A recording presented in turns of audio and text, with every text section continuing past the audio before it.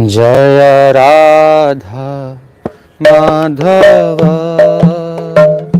कुंज बिहारी, जय राधा माधव कुंज बिहारी, जय गोपी जन वल्लभा गिरिवरधारी,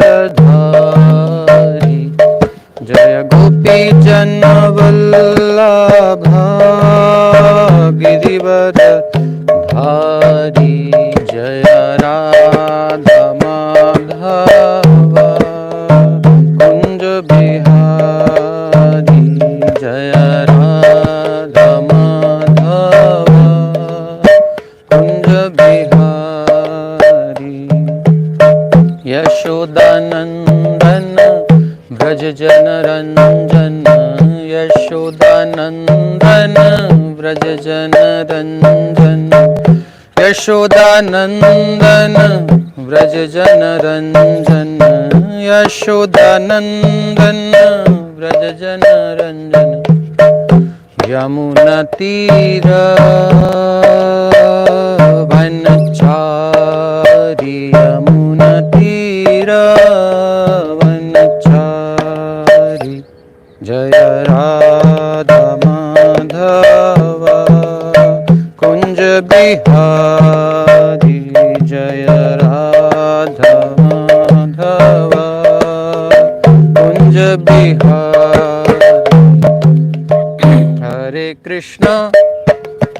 हरे कृष्ण कृष्ण कृष्ण हरे हरे, हरे राम राम राम हरे हरे, हरे कृष्ण कृष्ण कृष्ण हरे हरे, हरे राम राम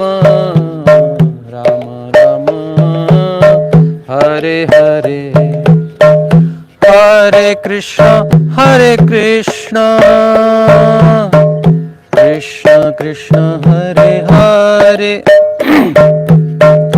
हरे राम राम राम हरे हरे, हरे कृष्ण कृष्ण कृष्ण हरे हरे, हरे राम राम राम हरे हरे,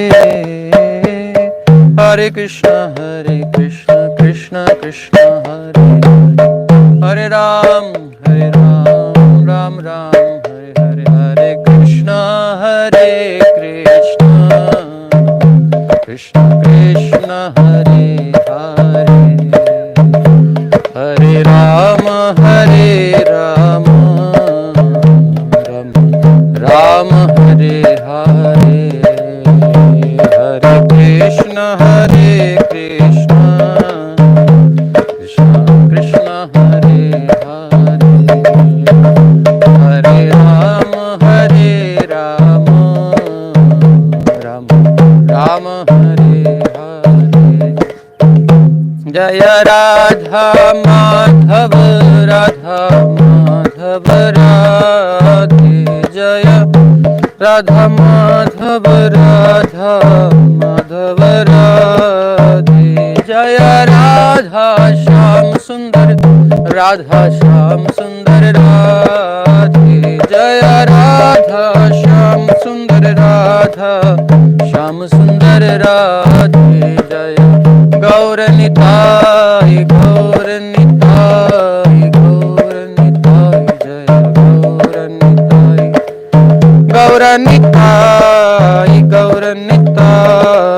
गौर निताई जय गौर निताई, जय राधा रमण राधे, जय राधा रमण राधे निताई गौर हरि बोल, हरि बोल, हरि बोल, हरि बोल, निताई गौर हरि बोल, हरि बोल, हरि बोल, हरि बोल। जय जय प्रभुपाद, प्रभुपाद, प्रभुपाद, प्रभुपाद।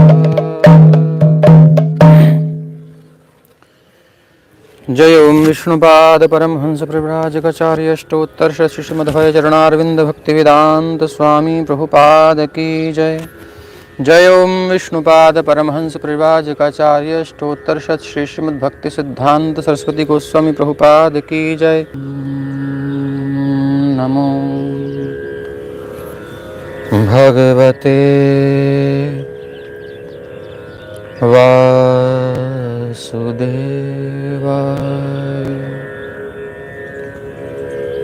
ओम नमो भगवते वासुदेवाय।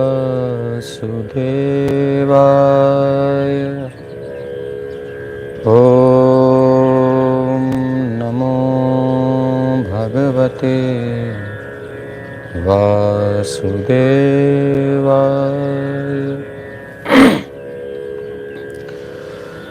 नारायणं नमस्कृत्य नरं चैव नरोत्तमं देवीं सरस्वतीं व्यासं ततो जयमुदीरयेत्। नष्टप्रायेष्वभद्रेषु नित्यं भागवत सेवया भगवत्युत्तमश्लोके भक्तिर्भवति नैष्ठिकी। प्रथम मंगलाचरण का जो श्लोक था नारायणं नमस्कृत्य, इसकी चर्चा हम बीते कल में कर चुके हैं। क्या अर्थ है इसका? अब दूसरे श्लोक को समझ लेते हैं, क्योंकि मंगलाचरण करते समय उसका अर्थ का अनुसंधान भी करना चाहिए, अर्थ का भी चिंतन करना चाहिए। तो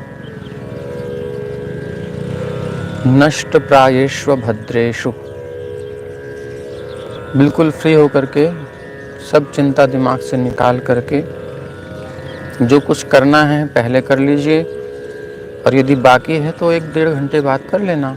ये 1.5 घंटा भगवान के लिए है, जो भी समय है 1.5 घंटा, 1 घंटा, 2 घंटा, भगवत इच्छा पर है। जब भी आप बैठें, लाइव हैं या बिना लाइव हैं, लेकिन मन हमेशा लाइव रहना चाहिए। नष्ट प्रायेष्व भद्रेषु, जो अभद्र हैं, भद्र मतलब कल्याण, जो अकल्याण हमारे जीवन में हैं, जो अभद्र हैं, जो अमंगल हैं, वो नष्ट प्राय हो जाते हैं, लगभग नष्ट ही हो जाते हैं। क्या करने से? नित्यम भागवत सेवाया, नित्य प्रति श्रीमद् भागवत की सेवा करने से। और भगवत्युत्तम श्लोके भक्तिर्भवति नैष्ठिकी। अभद्रों के कारण हम भगवान में टिक नहीं पाते, हमारा मन स्थिर नहीं हो पाता, निष्ठा नहीं हो पाती हमारी।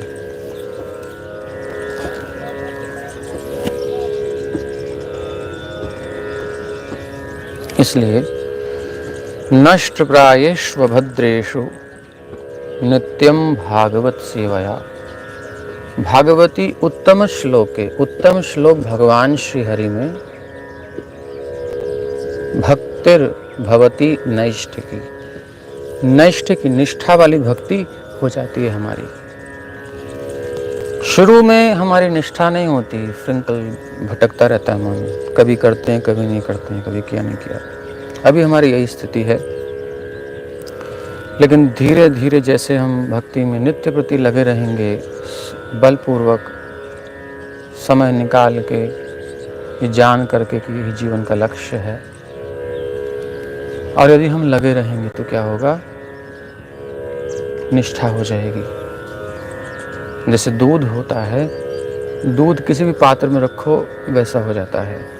अभी ऐसा ही हमारा मन है, जिधर जाए उधर, गंगा गए गंगादास, जमुना गए जमुनादास। अभी कथा में तो कथा में लग रहा है, बाहर जाएंगे तो वैसा हो जाएगा। ये मन की स्थिति है। लेकिन जब नित्य प्रति हम भगवान के सानिध्य में रहते हैं, नित्यम भागवत सेवया, नित्य प्रति भागवत सुनते हैं, तो क्या होता है, जैसे दूध में जामुन लगा देने से धीरे धीरे रात भर में वो दही जम जाता है, अब वो स्थिरता आ जाती है उसमें। इसी प्रकार से भगवान में भजन करते करते हमारा मन स्थिर हो जाता है, तो निष्ठा उत्पन्न हो जाती है, नैष्ठि की रति उत्पन्न हो जाती है। ये अभिप्राय है भक्तिर्भवति नैष्ठिकी। फिर क्या होता है, भागवत सुनने से कितना लाभ है। महात्म्य तो चल ही रहा है और कोई बंधन भी नहीं है। साल तो मनुष्यों का साल है, उसमें एक अधिक मास भी हो सकता है, और उसमें फिर हो सकता है देवताओं का साल भी हो जाए, कुछ पता नहीं। भगवान ने चाहा तो ब्रह्मा जी का भी साल हो सकता है। ब्रह्मा जी का साल कितना बड़ा होता है आपको पता ही है, उनका एक दिन कितना बड़ा होता है। तो कोई चिंता की बात नहीं है। यदि हम भागवत सुनते सुनते, पढ़ते पढ़ते हमारा जीवन भी पूरा हो गया, तो निश्चित भगवत धाम जाएंगे, क्योंकि हमने संकल्प लिया है। तो भगवान की सेवा में है। ऑन ड्यूटी अगर कुछ घटना होती है तो कंपनी की जिम्मेदारी होती है, सरकार की जिम्मेदारी होती है। सरकार देखती है तो सरकार देखती है, तो अपन भी ड्यूटी पर हैं 1 वर्ष के लिए भगवान की सेवा में। तो चिंता करने की बात नहीं, आस्वादन करेंगे आराम से।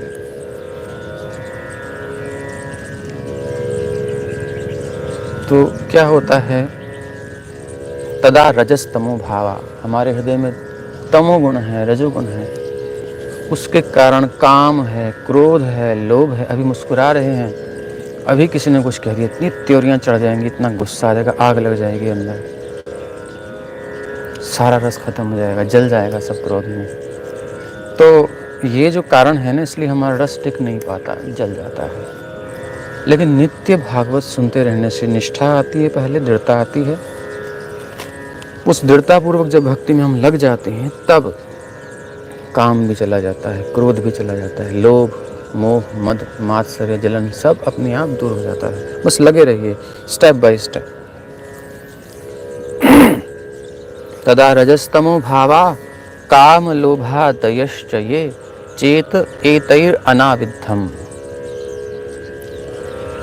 या तो बिल्कुल लुप्त हो जाएंगे, अनुकूल हो जाएंगे, नहीं तो ये आएंगे। अगर हमारी उन्नति ज़्यादा नहीं हुई तो पहले तो आकर के हमको मोहित कर देते थे, लेकिन अब जब काम आएगा, क्रोध आएगा, चित्त एतैर अनाविद्धम, पहले तो बिंध जाता था चित्त, बाण लग जाता था, कोई कुछ बोलता था तो कड़ा कड़ा, अभी तो लग जाता है ना। लेकिन जैसे हम अध्ययन करते रहेंगे, निष्ठा से मनन करेंगे इसका, तो क्या होगा, बाण लगेगा, लेकिन जैसे कवच होता है तो बाण लग करके भी असर नहीं करता। ऐसे ही ये काम, क्रोध, लोभ, मद, मात्सर्य हमारे हृदय में आएंगे, लेकिन कुछ प्रभाव नहीं दिखा पाएंगे, क्योंकि हम भगवान की भागवत के श्रवण के कारण एक शील्ड प्राप्त करते हैं अंतःकरण में। मन अनाविद्ध रहता है, विद्ध नहीं होता। स्थितम सत्वे प्रसिद्धि, और विशुद्ध सत्व गुण में जीव की स्थिति हो जाती है। एवं प्रसन्न मनसो भगवत भक्ति योगतः भगवत तत्व विज्ञानम मुक्त संगस्य जायते। एवं प्रसन्न मनसो, फिर वो प्रसन्न रहता है। सत्व गुण में जब काम और क्रोध, ये जो रजोगुण और तमोगुण से चित्त उठ जाता है, सत्व गुण में आ जाता है, तो स्वाभाविक प्रसन्न रहता है। कोई क्रोध करता है तो उस पर हंसता है, बेचारा कितना जल रहा है, कितनी बुरी दशा में है। क्योंकि जो क्रोध करता है पहले तो खुद ही जलता है ना। तो सत्वगुण में जब आता है जीव, तब ऐसी स्थिति होती है स्वाभाविक प्रसन्न एवं प्रसन्न मनसो भगवत भक्ति योगतः। और भगवान की भक्ति में तो आनंद है ही। तो सत्वगुण से जब हम आके भक्ति में लगे रहते हैं, भक्ति से सत्वगुण में आते हैं, सत्वगुण से भक्ति में लगे रहते हैं, अन्योन्याश्रित है।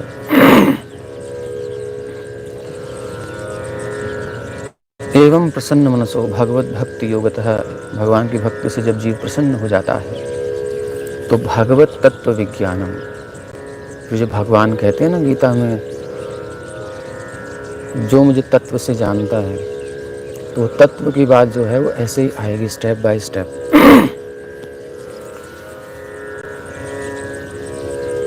प्रसन्न मनसो भगवत तत्व विज्ञानम मुक्त संगस्य जायते। भगवान को तत्व से जान लेता है, उनका अनुभव कर लेता है, और फिर वो मुक्त हो जाता है प्रकृति के संग से, प्रकृति की आसक्ति से। ये स्टेप बाय स्टेप प्रोसेस है, सुनते सुनते। और फिर क्या होता है, भिद्यते हृदय ग्रंथिश, हृदय की ग्रंथि खुल जाती है। ग्रंथि क्या है, अहम ममेति, मैं ये शरीर हूँ, मैं तो शरीर नहीं हूँ, लेकिन मैं मानता हूँ कि मैं शरीर हूँ। कुत्ता मानता है कि मैं कुत्ता हूँ, गधा मानता है कि मैं गधा हूँ, मतलब मैं शरीर हूँ। वही जीवात्मा जब इस मनुष्य शरीर में आता है, सोचता है मैं मनुष्य हूँ, मैं स्त्री हूँ, मैं पुरुष हूँ, मैं बच्चा हूँ, मैं बूढ़ा हूँ, जो भी। ये देह का परिचय है, तो ये ग्रंथि है अहम की, मैं ये हूँ, मैं वो हूँ, जो भी है। तो भिद्यते हृदय ग्रंथि, हृदय की ग्रंथि विध जाती है, खुल जाती है, ये कट जाती है, जो भी कहिए, टूट जाती है। और छिद्यन्ते सर्व संशयाः, और सारे संशय छिन्न भिन्न हो जाते हैं, यानी सारे डाउट्स क्लियर हो जाते हैं, हमारे सारे क्वेश्चंस सॉल्व हो जाते हैं, कोई संशय नहीं रहता। दृष्ट एवात्मनि ईश्वरे, क्योंकि हृदय में आत्मनि ईश्वरे दृष्ट, अपने हृदय में भगवान का दर्शन हो जाता है। बस फिर क्या चाहिए और। अब आप उनको निहारो, वो आपको निहारेंगे, बस सेवा करते रहो, होगी परमानेंट लाइफ। ये है भागवत का श्रवण करने का फल। लेकिन लोग इसको ना लेकर के संसारी फलों को लेना चाहते हैं, धोखे में रहते हैं, घाटे में रहते हैं। थोड़ा वेट करो, संसार की वस्तुएं तो आती जाती रहती हैं, थोड़ा सा तपस्या कर लो, क्या हो गया। लेकिन एक बार भागवत जी में निष्ठा करके यदि बैठ गए, तो ये गोपाल को देने वाली है, और उनको प्राप्त करके फिर कुछ प्राप्त करना बाकी नहीं रहता। तो इस प्रकार से ये मंगलाचरण के कुछ श्लोक हैं जिनका अभिप्राय हमने सुना, ताकि बोलते समय हमें पता हो कि हम जो बोल रहे हैं क्या है। तो आज हम माहात्म्य लेते हैं, पद्म पुराणोक्त माहात्म्य। आइए सुखदेव जी का वंदन करें। यं प्रव्रजन्तमनुपेतमपेतकृत्यं द्वैपायनो विरहकातरया जुहाव पुत्रेति तन्मयतया तरवोभिनेदुः तं सर्वभूतहृदयं मुनिमानतोऽस्मि।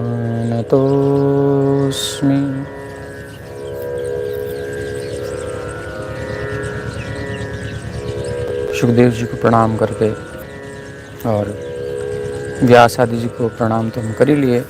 कल हमने अभिप्राय बताया है, तो जिन्होंने कल का वीडियो, ये देखिए सीरियल से चलेगा, ये 1 वर्ष का पारायण है, तो सीरियल से सुनिएगा, क्योंकि जो अब बता रहे हैं वो पीछे बता चुके हैं, उसको दोबारा नहीं बताएंगे। तो सच्चिदानंद रूपाय विश्वोत्पत्त्यादिहेतवे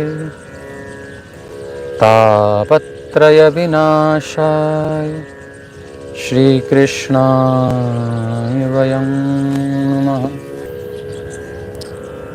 तो सच्चिदानंद रूपाय विश्वोत्पत्त्यादि हेतवे तापत्रय विनाशाय श्री कृष्णाय वयं नमः।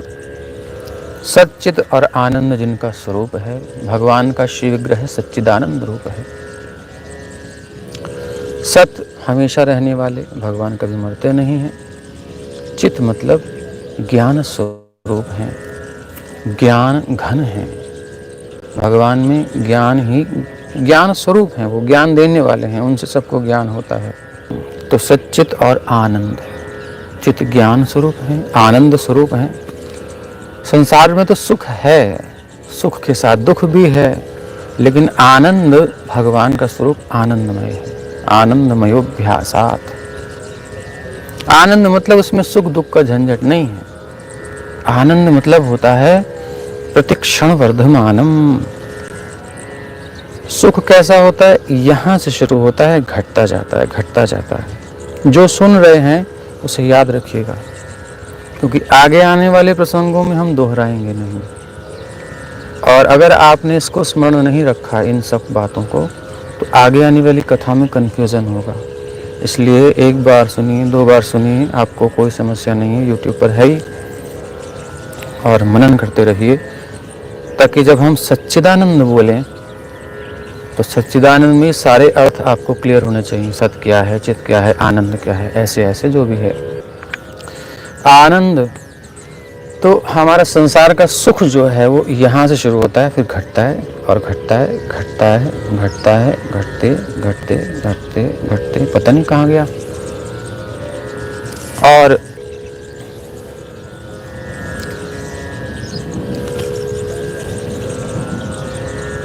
दुख कैसा होता है, दुख तो सबको पता ही है। थोड़े से शुरू होता है, बढ़ता जाता है, बढ़ता जाता है, बढ़ता जाता है। अगर उसे रोको नहीं, दवाई मत करो, कोई उपाय मत करो, कोई केस हो गया है इसको सॉल्व मत करो, कुछ एक्शन मत लो, बढ़ता जाएगा। कर्जा हो गया है उसके ऊपर ध्यान मत दो, बढ़ता जाएगा। कुछ भी है, घाव हो गया, ध्यान मत दो, बढ़ता जाएगा, है ना। तो संसार में दुख बढ़ता है, दुख सबकी एक लिमिट होती है, लेकिन फिर भी बढ़ता है। सुख घटता है, दुख बढ़ता है। ये है सुख दुख।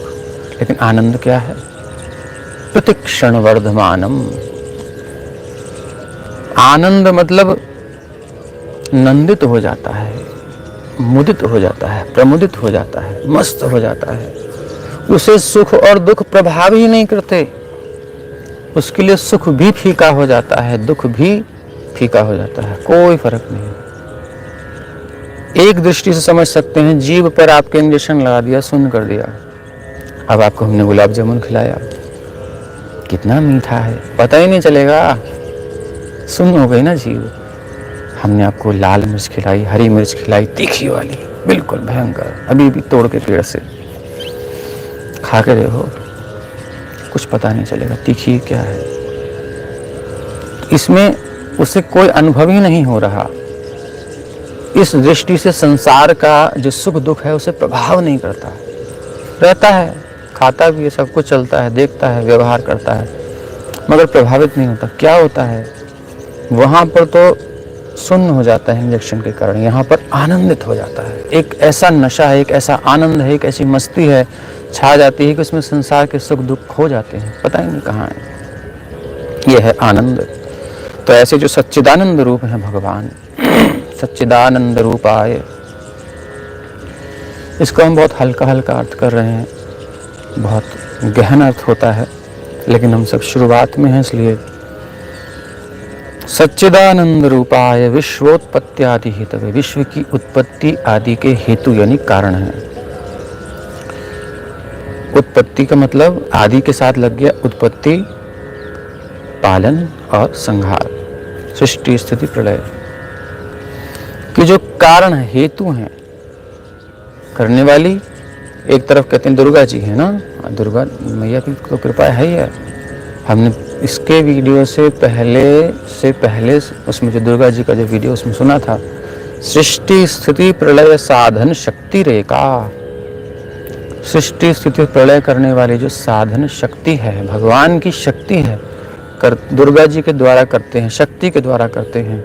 लेकिन करने वाले हेतु यहाँ पर देखिए, बिल्कुल शास्त्र में कहीं भेद नहीं है, हमारी मति में भेद है। वहां पर दुर्गा जी की महिमा गाई गई है, यहाँ पर भगवान की। अरे कहाँ ऐसा है, केवल भगवान की महिमा गाई गई है। आप समझ नहीं पा रहे हैं। आप आचार्यों के चरणों में, गुरु के चरणों में बैठें तो पता चलेगा। यहाँ देखिए क्या लिखा है, विश्वोत्पत्ति आदि हेतवे। हेतु मतलब कारण है, भगवान के कारण दुर्गा जी करती हैं। वहां पर क्या लिखा है, इच्छानुरूपमपि यस्य च चेष्टते सः। भगवान की इच्छा से वो करती हैं, वो निमित्त हैं, वो क्रिया में उपयोग हो रहे हैं, कर रहे हैं, लेकिन किसके कारण कर रहे हैं, भगवान के कारण, उनकी इच्छा के अनुरूप। तो भगवान के हेतु से, भगवान के निमित्त, भगवान के लिए दुर्गा जी सेवा करती हैं। उनकी शक्ति है तापत्रय विनाशाय। दुर्गा जी के त्रिशूल में त्रिताप हैं, दैहिक, दैविक, भौतिक। शूल, त्रिशूल हमने उस वीडियो में सब बताया है। और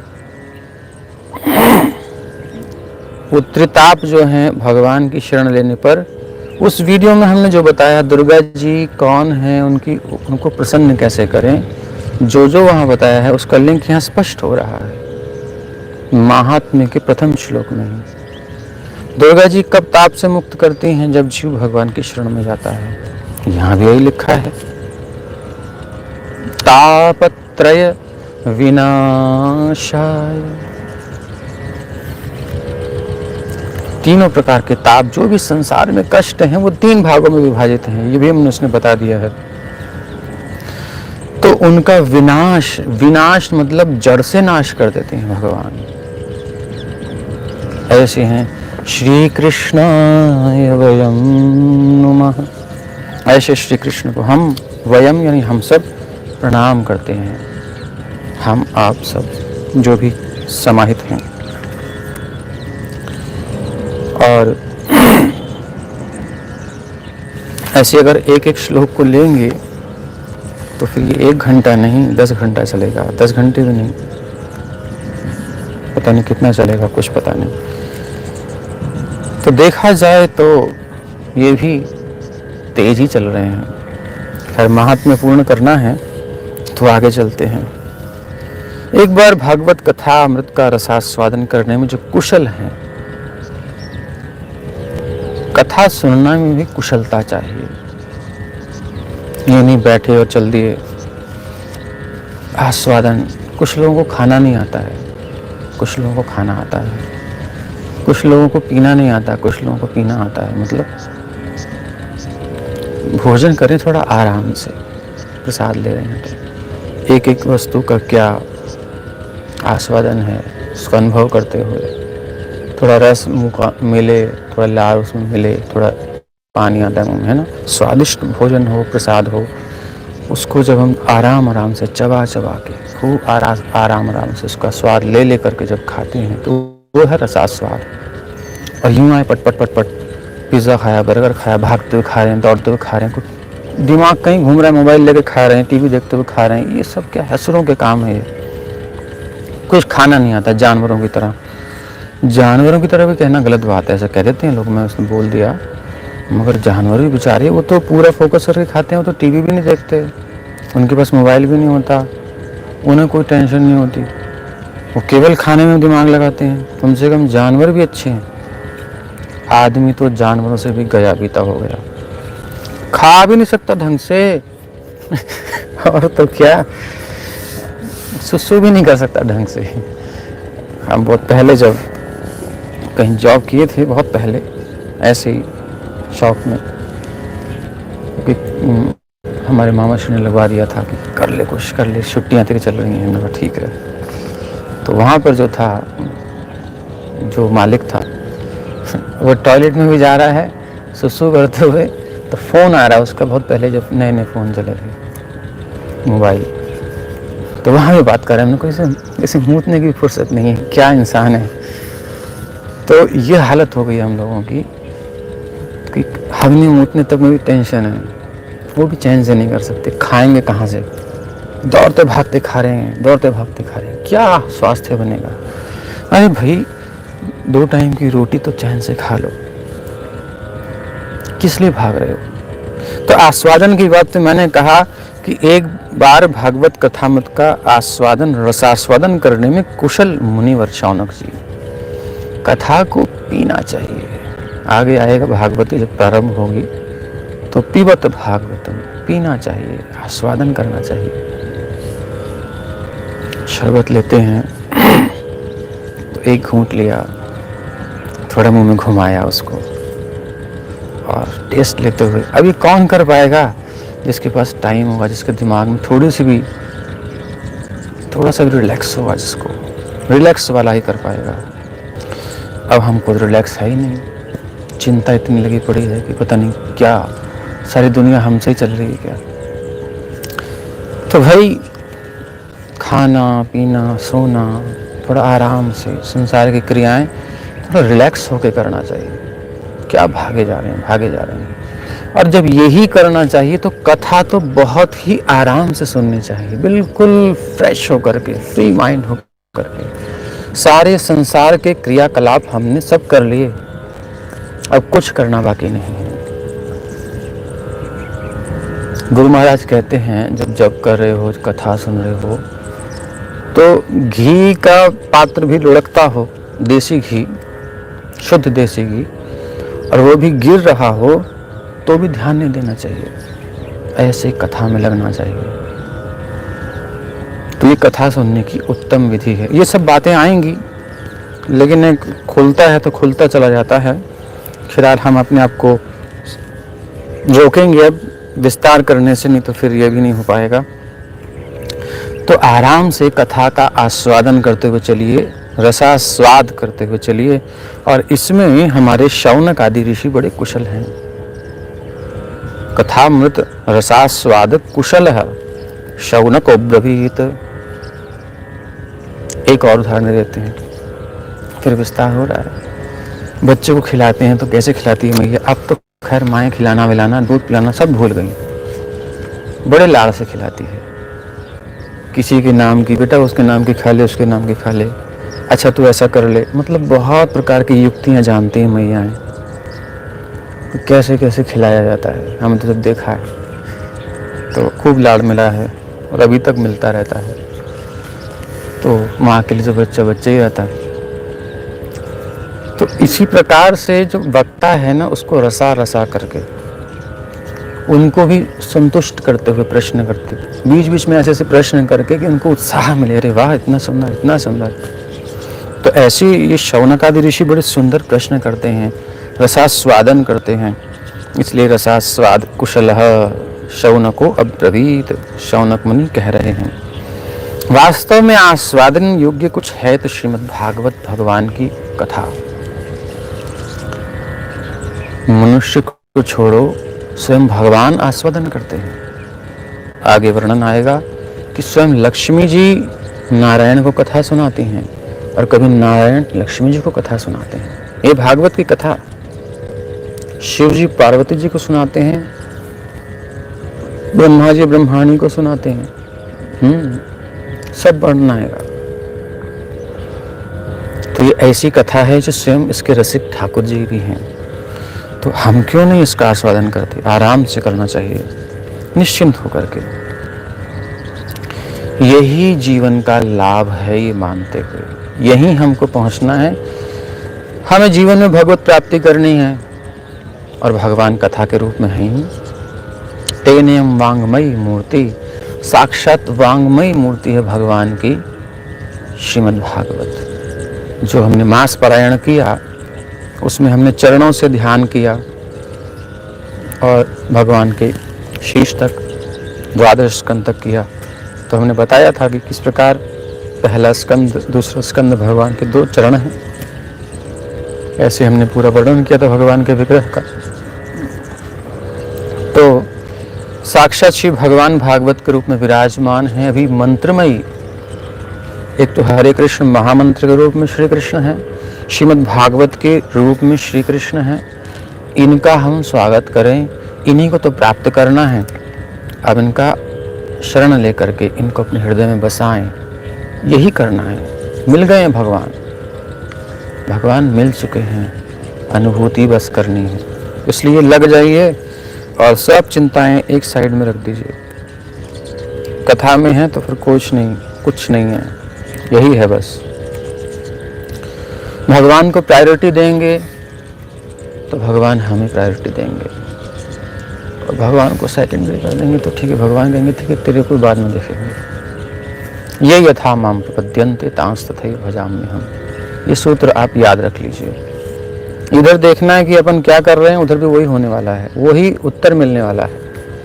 इसलिए भगवान को सबसे प्रथम, भगवान को सबसे श्रेष्ठ, भगवान में पूरी दत्तचित्तता लगा दो, मन लगा दो, भगवान भी आप में पूरी केयर करेंगे आपकी।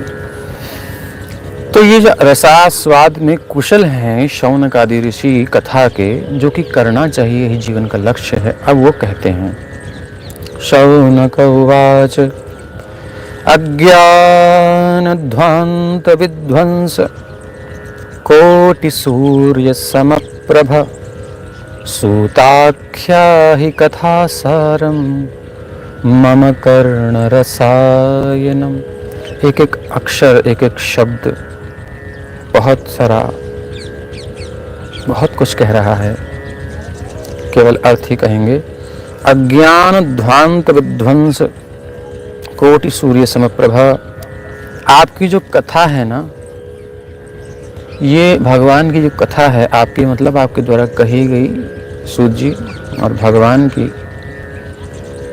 कथा, ये है अज्ञान जो हमारे हृदय में भरा हुआ है, अज्ञान का अंधकार, इग्नोरेंस,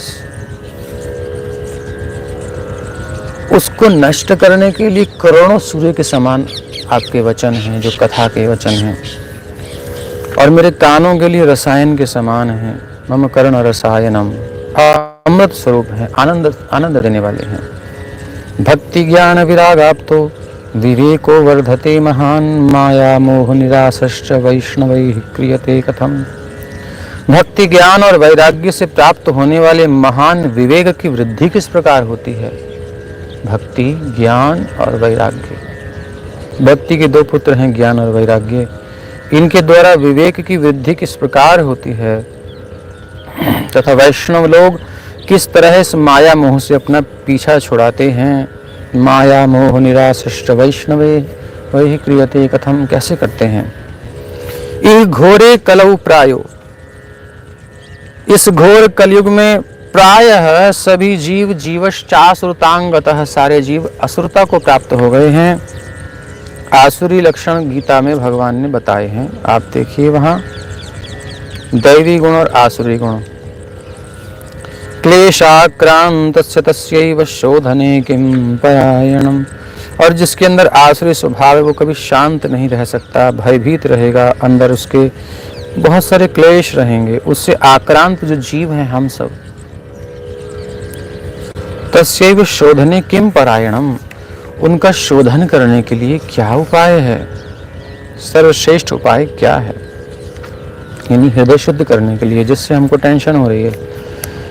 और देखिए, श्रेयसाम यद भवेत् श्रेयः पावनानां च पावनम कृष्ण प्राप्तिकरं शश्वत साधनं तद्वदाधुना। श्रेयसाम यद भवेत् श्रेय, जो कि श्रेय हो, श्रेय की प्राप्ति कराने वालों में सर्वश्रेष्ठ हो, ऐसा साधन बताइए। कृष्ण प्राप्ति करम शाश्वत साधनम, श्री कृष्ण की शाश्वत प्राप्ति कराने वाला जो साधन है वह हमें बताइए। भगवान हमेशा के लिए मिल जाएं, बस कभी ना बिछड़ें, क्योंकि उनसे दूर होने के कारण ही हम कष्ट पा रहे हैं, उन्हें बिसरने के, उन्हें भूलने के कारण ही हम कष्ट पा रहे हैं। बस वो हमेशा हमें मिल जाएं, ऐसा उपाय बताइए। वो साधन क्या है?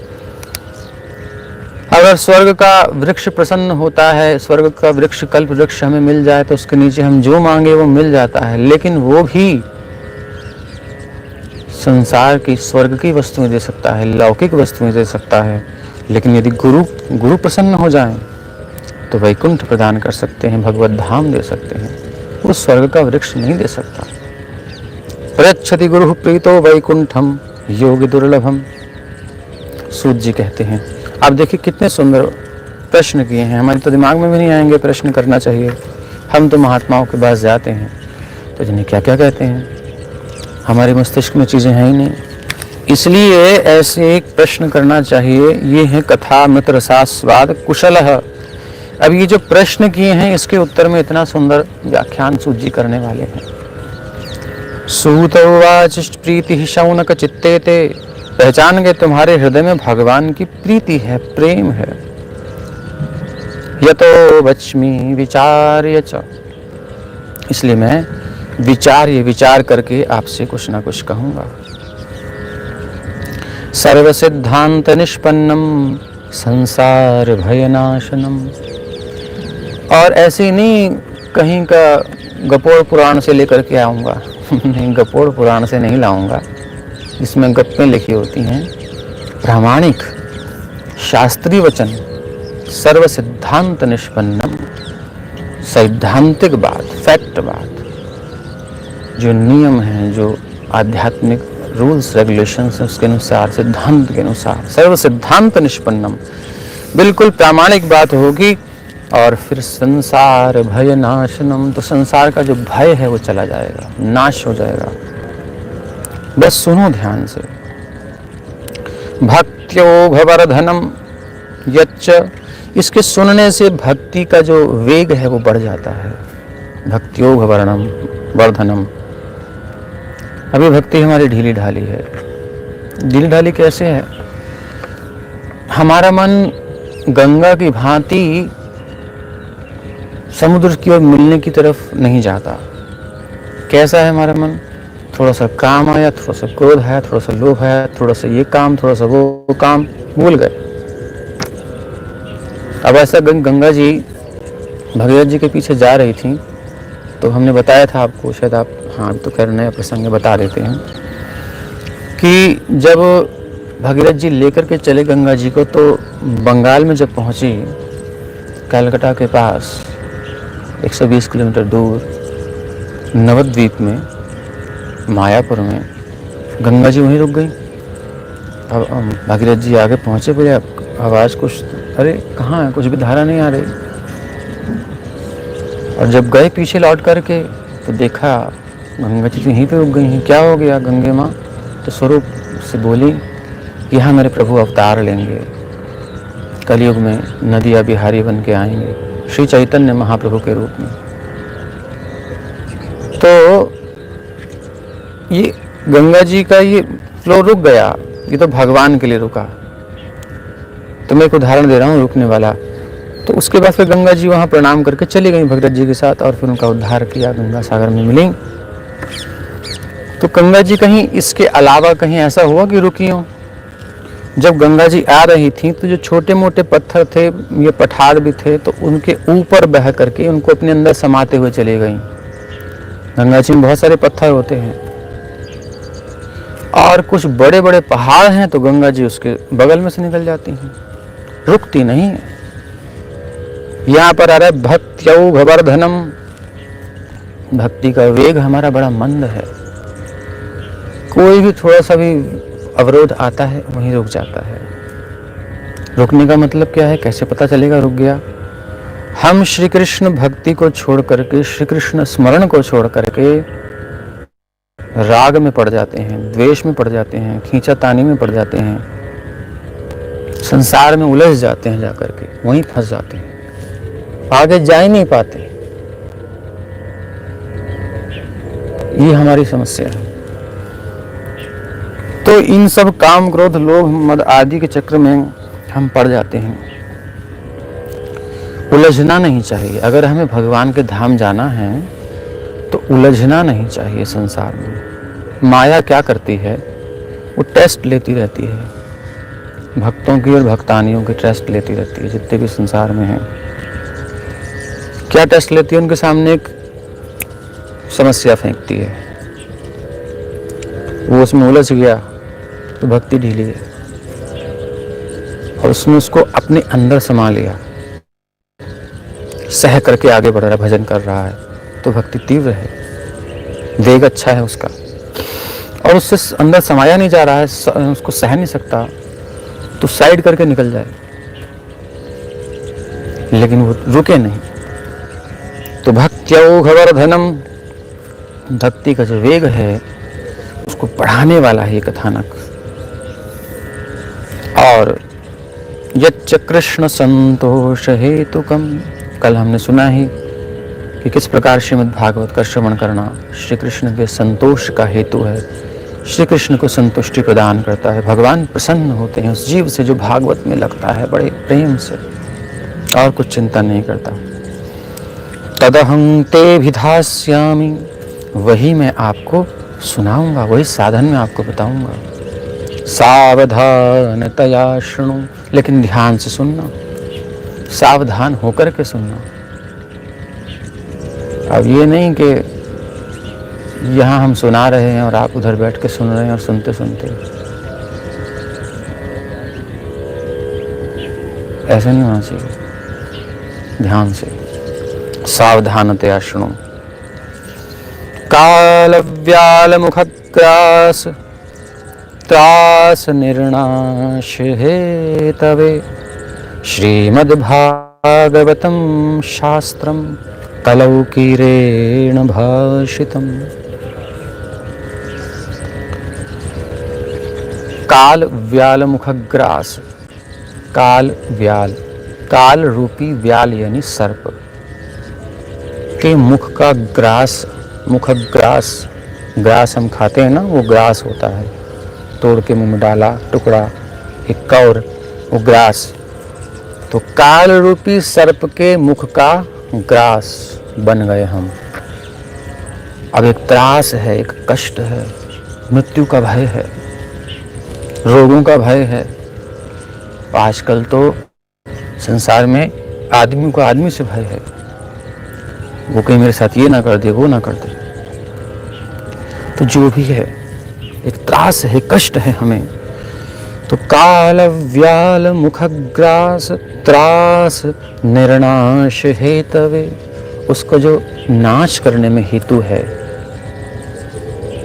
श्रीमद्भागवतं शास्त्रं कलौकीरेण भाषितम्, उस श्रीमद्भागवत को कलयुग में श्री शुकदेव जी ने प्रदान किया है, कीरेण शुकदेव। अब देखो कैसे परीक्षित जी को क्या त्रास था, तक्षक का त्रास था। तक्षक 7वें दिन उनको मारने आ रहा है, मृत्यु आ रही है 7वें दिन। लेकिन क्या हुआ उनको, उन्होंने आकर सीधा कहा गायत विष्णु का कथा, श्री कृष्ण कथा का गान कीजिए, मुझे भय नहीं है मृत्यु से। वो महाभागवत हैं। और भागवत सुनने के बाद हमने मास पारायण में सुना ही कि किस प्रकार सुखदेव जी कहते हैं कि आप, हाँ बिल्कुल, मेरे को कोई भय नहीं है, एक नहीं कितने तक्षक आ जाएं, अभी आकर के डस ले, मुझे कोई भय नहीं, मैं तो मुक्त हूं। त्रास खत्म हो गया मृत्यु का, मृत्यु तक का त्रास खत्म हो गया, तो संसार के छोटे मोटे झंझट में सब टेंशन खत्म हो जाएगी। लेकिन सावधानतया शृणु, इसको समझना है हमें। हम ये नहीं करते हैं बस। इसी प्रसंग में आगे आएगा, इस बिंदु को याद रखिएगा, हम उठाएंगे आगे जाकर के ये कहाँ हमने छोड़ा था। सावधानतया शृणु, पूरा दिमाग कथा में रहना चाहिए, मन कथा में रहना चाहिए। और अभी कोई पंगे मत लेना, कहीं आप कहीं कोई पंगे ले लो और फिर पता चला कि हमारा मन कथा में नहीं लग रहा। 1 साल तक ध्यान रखना, बचने की कोशिश करो, चुप हो जाओ, सबसे अच्छा उपाय है। अगर आप नहीं खुजाओगे किसी को तो कोई नहीं खुजाएगा, संसार में रूल है। आप शांत हो जाओ, अगला कितना करेगा उसके बाद शांत हो जाएगा। और फिर भी नहीं हो रहा शांत, तो हमें कुछ नहीं करना, हमें भगवान की कथा में और मन को लगाना, फिर भगवान से कहना प्रभु मेरा मन नहीं लग पा रहा है, आप कृपा करो। तो भगवान देखेंगे कि सच में मुझमें लगना चाह रहा है, रियली, तब भगवान सॉल्व कर देंगे मैटर, बैठे बैठे सॉल्व हो जाएगा भागवत जी में। इसलिए श्रद्धा ये सब बात पहले से जो हम सुन चुके हैं उसको मनन करना है, अप्लाई करना है। रिजल्ट आपको प्रथम दिवस से ही आना शुरू हो जाएगा, लेकिन हम उसको अप्लाई नहीं करते, इधर से सुनते हैं, निकाल देते हैं, उतारते नहीं। उतारें तो अभी रिजल्ट आएगा, तत्काल फल मिलता है। सुनहु तात मन मति चित लाई, राम जी लक्ष्मण जी से कहते हैं रामचरितमानस में, मन को लगा दो, अब कहीं और जाना नहीं चाहिए। लग गया ना तो फिर कहीं और क्यों जा रहा है, लगाओ। जाता है तो फिर लगाओ, लगाते लगाते लग जाएगा। मन मति, अपनी मति भी लगाओ, चित्त भी लगाओ, यानी अंतःकरण की सब वृत्तियों को लगा दो, कहने का मतलब। तो एतस्मादपरं किंचिन मनः शुद्ध्यै न विद्यते, जन्मांतरे भवेत् पुण्यं तदा भागवतं लभेत। एतस्मादपरं किंचिन, इससे बढ़कर के किंचित भी, जरा सा भी, मनः शुद्ध्यै न विद्यते, मन की शुद्धि का कोई उपाय नहीं है। सर्वश्रेष्ठ साधन है श्रीमद् भागवत की कथा का श्रवण, जिससे मन शुद्ध होता है, अंतःकरण शुद्ध होता है, काम क्रोध से अनाविद्ध होता है। ये हमने पीछे अभी बोला। तो इससे श्रेष्ठ कोई उपाय नहीं है। लेकिन अगर हम इसको सुन करके भी अगर मुक्त नहीं हुए चिंता से, टेंशन से, चित्त हमारा दूषित ही है, तो इसका मतलब हमने कथा सुनी नहीं। क्योंकि जिसने सुनी है उसने रिजल्ट दिया है, अपना रिव्यू दिया है। आजकल हम लोग कोई चीज़ लेते हैं तो रिव्यू देखते हैं ना उसके क्या है। आजकल तो लोग बना के डाल देते हैं, पता है ना। कोई प्रोडक्ट हो उसके एंटी लोग कुछ डाल देंगे, कुछ उसके सपोर्ट वाले डाल देंगे, तो ये होता है। लेकिन यहाँ पे ऐसा नहीं है। भागवत जी में कोई स्वार्थी व्यक्ति नहीं है। जिन्होंने भी सुनी है, अपने जीवन में अनुभव किया है, वो सत्य बोला है। उन्हें क्या चाहिए था, कौन सी पब्लिसिटी चाहिए थी? उस समय नेट था ही नहीं, कोई कंपनियां थी ही नहीं इस प्रकार की। उन्होंने अपने हृदय की बात कही है, इसको विश्वास कीजिए। इससे श्रेष्ठ कोई उपाय नहीं है। न मनः किंचित शुद्ध्यै न विद्यते, मन की शुद्धि का उपाय नहीं है। और ये मिलता कब है? जन्मांतरम भवेत पुण्यम, तो हम सबका बहुत पुण्य है।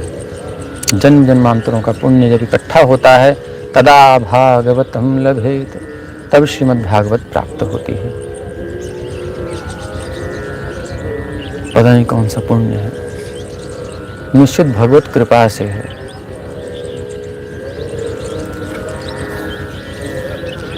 परीक्षिते कथा वक्तुं सभायां संस्थिते शुके, सुधा कुंभं गृहीत्वैव देवास्तत्र समागमन्। जब सुखदेव जी परीक्षित जी को कथा सुनाने लगे तो क्या होता है, स्वर्ग से देवता आए और क्या करते हैं? सुधा कुंभम गृहीत्वैव, सुधा का कुंभ यानी घड़ा लेकर के गृहीत और आ गए। देवास्तत्र समागम यत्र कथा, वहां पहुंचे जहां कथा हो रही है। तो शुकम नत्वा वदन सर्वे, सब ने भगवान सुखदेव को प्रणाम किया। स्वकार्य कुशला सुराह, बड़े कुशल थे अपना काम बनाने में, तो उस कुशलता को उन्होंने वहां भी दिखा दिया। बोले क्या? सुधा, हाँ, कथा सुधाम प्रयच्छस्व, ये कथा सुधा आप ले लीजिए, कथा वो कथामृत आप हमें दे दीजिए।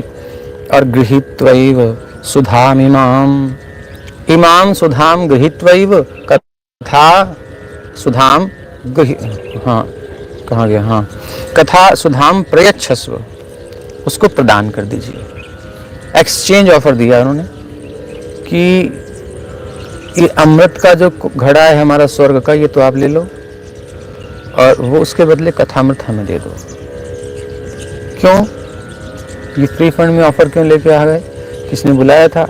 बोले नहीं, ऐसा है ना कि देखो, हम तो इसलिए आए हैं कि ये परीक्षित को तो मृत्यु का भय है ना, तो अमृत पान करने से मृत्यु का भय चला जाएगा। लेकिन सुखदेव जी तो हंस गए कि तुम जो बनियागिरी दिखा रहे हो यहाँ पर आकर के, हम सब समझते हैं। देवान जहाज है ब्रह्म रात्रो विचार रही। हाँ, तो एवं विनिमय जाते सुधार आज्ञा प्रपीयताम प्रपास्यामो वयम सर्वे श्रीमद् भागवतामृतम। राजा को ये अमृत पिला दो, हमें श्रीमद् भागवत का अमृत पिला दो। क्व सुधा कब कथा लोके को काचह को मणिर महान। तो सुखदेव जी इंगित करते हैं परीक्षित को, आपको यह ऑफर चलेगा? परीक्षित जी कहते हैं, शांत रहते हैं, नहीं बोलते, कहते हमको नहीं चाहिए। क्या कहते हैं? कहते हैं सुखदेव देख लो एक बार, अमृत अभी कुछ सुना नहीं है, तो बस मैं आया हूँ, जस्ट अभी बिगनिंग नहीं करी है, अभी हमारी डीलिंग शुरू नहीं हुई है और स्वर्ग का अमृत अपने आप आ गया। सुखदेव जी की बात सुनकर के परीक्षित जी कहीं मन में सोच सकते हैं कि हाँ, अभी मैं कथा सुनने का उपक्रम किया हूं और उधर से स्वर्ग का अमृत आ गया। इस कथा की ऐसी महिमा है, जब मैं कथा का पान करूंगा तो फिर क्या होगा। और फिर इसका इतना आकर्षण है कि स्वर्ग के देवता भी इसको लेना चाह रहे हैं, अपना अमृत त्याग रहे हैं। निश्चित रूप से ये हेय है, श्रेष्ठ नहीं है। तो ये विचार किया उन्होंने, ब्रह्मरातो विचार यही विचार किया। क्लियर हो रहा है ना? भाई तुम क्यों देने आ रहे हो? अरे वो इतना दुर्लभ अमृत है, कितना युद्ध हुआ उसके लिए। गरुड़ जी जब अमृत का पात्र लेने गए थे स्वर्ग में, तो इतना युद्ध हुआ, वो आप महाभारत में पढ़िए। बड़ा कठिनाई से, बड़ी सिक्योरिटी है, वैसे देते नहीं, किसी को छूटने नहीं देते वो, और वो ऐसे लेके आ गए, ऐसे थोड़ी लेके आ गए, कुछ ना कुछ लोग है। यानी कि कथा की इतनी महिमा है कि स्वर्ग का अमृत भी उसके सामने व्यर्थ है। ये विचार किया ब्रह्मरात सुखदेव जी ने और परीक्षित जी दोनों ने। तो अभाक्तांस्तांश्च विज्ञाय न ददौ स कथामृतम। सुखदेव जी ने ये सोचकर उन समय देवताओं की हंसी उड़ा दी। देवान जहास है और कहा भक्तांस्तांश्च विज्ञाय। उनको अभक्त जान लिया कि जो भक्त होगा ना, वो कभी कथा का व्यापार नहीं करेगा। हमने कल महात्म्य में चर्चा करी थी। पता चल जाता है व्यक्ति क्या है। कितनी सुंदर बात यहाँ महात्म्य में ही आ गई। अभक्तांस्तांश्च विज्ञाय न ददौ स कथामृतम। कथामृत का दान किसको नहीं किया? अभक्तों को नहीं किया। अभक्त क्या है, कैसे पता चल गया देवता अभक्त हैं इस समय? बोले उन्होंने कथा की तुलना अमृत से कर दी। और यहां संसार में हम लोग कथा के बदले क्या क्या ग्रहण कर लेते हैं, कथा के नाम पर क्या क्या लेना चाहते हैं। कहते हैं कथा, लेकिन लेना क्या क्या चाहते हैं, उसके बदले हम क्या क्या चाहते हैं। चाहे श्रोता हो चाहे वक्ता हो। श्रोता भी कथा सुन करके कुछ भौतिक सुख चाहता है, वो भी अभक्त है। और वक्ता भी श्रोता को संतुष्ट करके कुछ कथा कह करके कुछ और चाहता है कथा के अलावा, वो भी अभक्त है। तो यहाँ जो कथा हो रही है बड़ी शुद्ध कथा हो रही है, प्योर। दोनों श्रोता नंबर 1 के हैं, दोनों वक्ता और श्रोता 1 नंबर के हैं। ऐसा होना चाहिए श्रोता और वक्ता। आगे वैसे वर्णन आएगा श्रोता वक्ताओं का, वो भी बताएंगे आपको। तो अभक्तांस्तांश्च विज्ञाय। तो यहाँ पर जो अभक्त कहा देवताओं को, उसका अर्थ ये नहीं कि देवता अभक्त हैं। यहाँ पर जिस कैटेगरी की भक्त की बात की गई है, महाभागवत, जो श्रेष्ठ स्तर, जो कि भगवान की स्मृति को, भगवान की कथा को एक क्षण के लिए भी नहीं छोड़ता। संसार की संपत्ति मिल जाए उसको, सारे संसार की, तभी भी वो कथा नहीं छोड़ेगा। ऐसा जो भगवान की कथा का प्रेमी है, उसे यहाँ भक्त कहा गया है, भक्तराज। बाकी जो भक्त हैं, भगवान से कुछ चाहते हैं, वो भी 4 श्रेणी के भक्तों में एक में आते ही हैं। आर्त हैं, अर्थार्थी हैं, जिज्ञासु हैं, ज्ञानी हैं, किसी कोई आता है, कोई धन चाहता है, वो भगवान की शरण में आता है, वो भी भक्त है, लेकिन इस क्लास का नहीं है। इस दृष्टि से देवता भक्त नहीं है, अन्यथा ऐसा नहीं कहा गया कि वह भक्त हैं। तो समझना चाहिए। तो राज्ञो मोक्षं तदा तथा वीक्ष्य पुरा धातापि विस्मितः। तो देवता तो चले गए बेचारे। अब क्या हुआ, कथा पूर्ण हुई, राजा को मोक्ष हो गया, मुक्ति हो गई परीक्षित जी की। तो राज्ञो मोक्षम तदा वीक्ष्य तथा वीक्ष्य पुरा धातापि विस्मितः। धाता ब्रह्मा जी भी विस्मित हो गए। सत्यलोके तुलां बद्ध्वा तोलयत साधनान्यजः। और सत्यलोक में तुला बांधी। अभी तुला का मतलब ऐसा नहीं तराजू लेकर के खड़े हुए थे, एक अलंकारिक भाषा है, मतलब कि उन्होंने मन ही मन चिंतन किया। वो तराजू जरूरी नहीं है हमारे जैसे तराजू लेकर बैठे हैं, वो मन में उन्होंने तराजू रखी, बुद्धि में। ब्रह्मा जी के 4 मस्तक हैं और उन्होंने चिंतन किया और फिर तराजू पे तोला, मन ही मन, बुद्धि में। इतने सारे साधन और भागवत। तो क्या कहते हैं, लघून्यानि जातानि गौरवेण इदं महत् तदा ऋषिगणाः सर्वे विस्मयं परमं ययुः। सारे साधन लघु हो गए और गौरवेण इदम, इस श्रीमद् भागवत का महत गौरव बहुत हुआ, भारी पड़ गए। तदा ऋषिगणाः सर्वे विस्मयं परमं ययुः। तब सब ऋषियों को बड़ा आश्चर्य हुआ, भागवत की इतनी महिमा है। जी हाँ, श्रीमद् भागवत के समान कोई शास्त्र नहीं है, कोई शास्त्र नहीं है। मेनिरे भगवद् रूपम शास्त्रम भागवतं कलौ पठनात् श्रवणात् सद्यो वैकुंठ फलदायकम। और कहते हैं भगवद रूपम शास्त्रम, साक्षात भगवत स्वरूप है ये शास्त्र।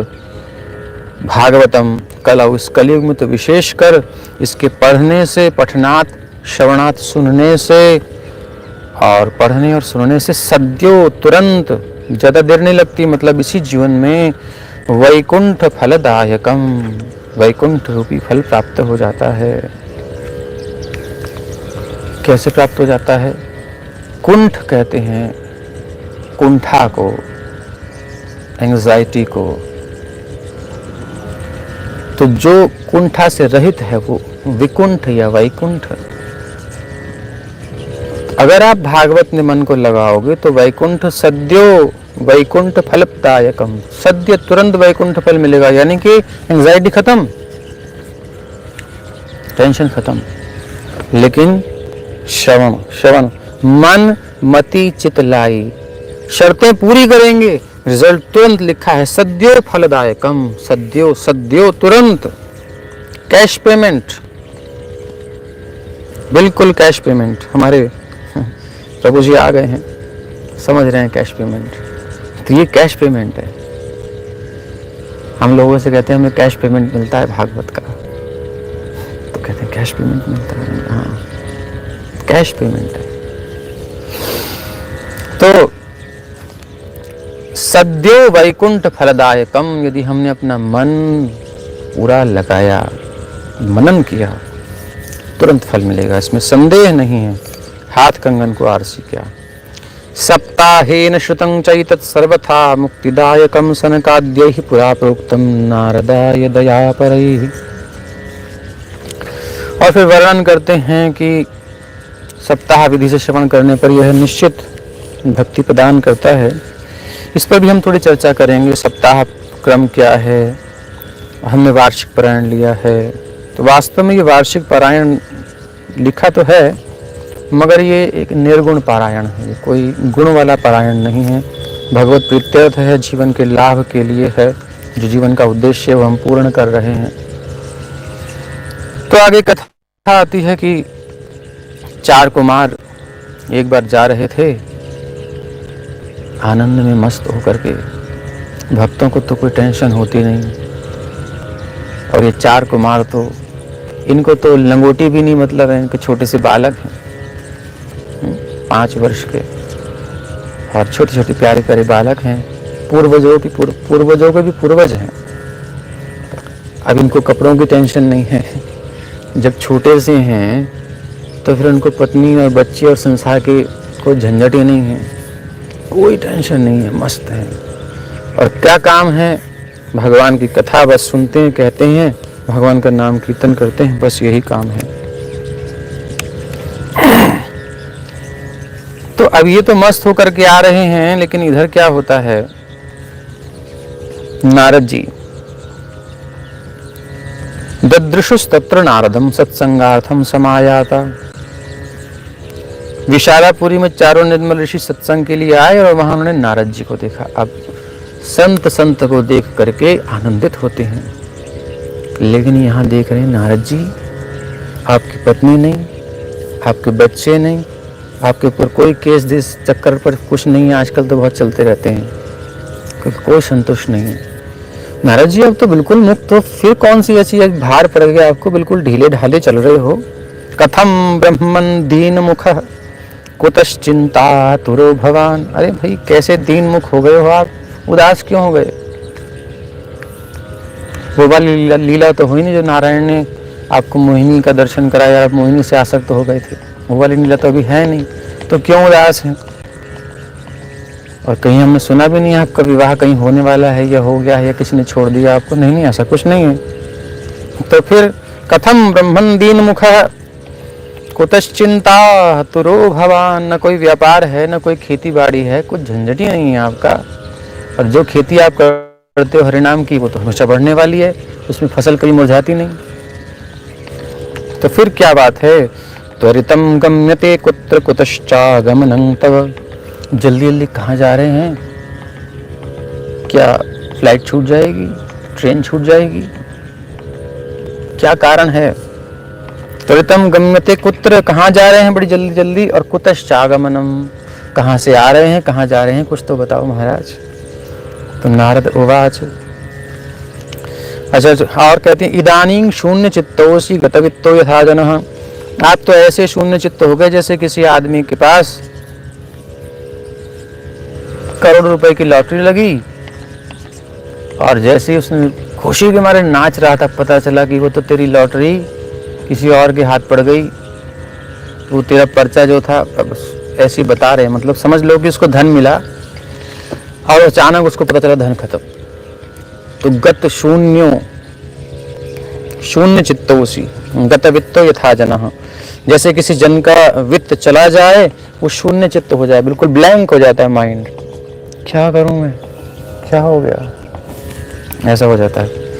तदेवं मुक्त संगस्य नोचितम वद कारणम। लेकिन आप तो मुक्त संग हैं, ये तो उनकी दशा होती है जो आसक्त होते हैं, जिनकी अभिलाषा होती है संसार की, वही इस प्रकार से शून्य चित्त होते हैं। लेकिन आप तो महात्मा हैं, खरबों आए अरबों जाए, अरबों आए खरबों जाए, जो भी हो, ये नहीं कि प्रॉफिट हो चाहे लॉस हो, कुछ भी हो, लेकिन आपको तो कोई प्रभाव नहीं पड़ना चाहिए। नोचितम वद कारणम, आपके लिए उचित नहीं, कारण बताइए, कुछ न कुछ तो रहस्य है। महात्मा चिंता में है, इसका मतलब कुछ और विशेष कारण है, अपने लिए तो हो नहीं सकता, अपनी तो टेंशन हो ही नहीं सकती। तो नारद जी कहते हैं सही कहा आपने महाराज। नारद उवाच अहम तो पृथ्वीं ज्ञातो ज्ञात्वा सर्वोत्तमामिति। मैं पृथ्वी पर गया सर्वोत्तम जान करके, पुष्करंच प्रयागंच काशीं गोदावरीं, तथा पुष्कर गया, काशी गया, गोदावरी गया, और महाराज हरि क्षेत्र गया, कुरुक्षेत्र गया, श्रीरंगम गया, दक्षिण भारत में सेतु बंधन गया, और एवं आदिशु तीर्थेशु, बहुत सारे तीर्थ मैंने किए। भ्रममाण इतस्ततः, जहाँ तहाँ भ्रमण कर रहा था। ना पश्यम कुत्रचित् शर्म मनः संतोष कारणम, कहीं भी मुझे मन को संतोष देने वाली शांति नहीं मिली। कलयुग में बड़ा बुरा हाल हो रहा है। हाँ, कलिना धर्म मित्रेण धरेयम बाधिताधुना। इस समय तो कलयुग, अधर्म का जो अधर्म का सहायक है कलयुग, उसने सारी पृथ्वी को पीड़ित कर रखा है महाराज। अच्छा, तो आपकी चिंता अपने लिए नहीं है? हाँ महाराज, अपनी चिंता नहीं है, जीवों पर करुणा। तो सत्यं नास्ति तपः शौचम दया दानं न विद्यते, न सत्य है न तप है न शौच है, शुद्धता का कोई आचरण ही नहीं है। विप्रों के घर में भी अशुद्धि का बड़ा भयंकर दृश्य देखने को मिलता है। अन्यों के बारे में तो क्या ही कहा जाए।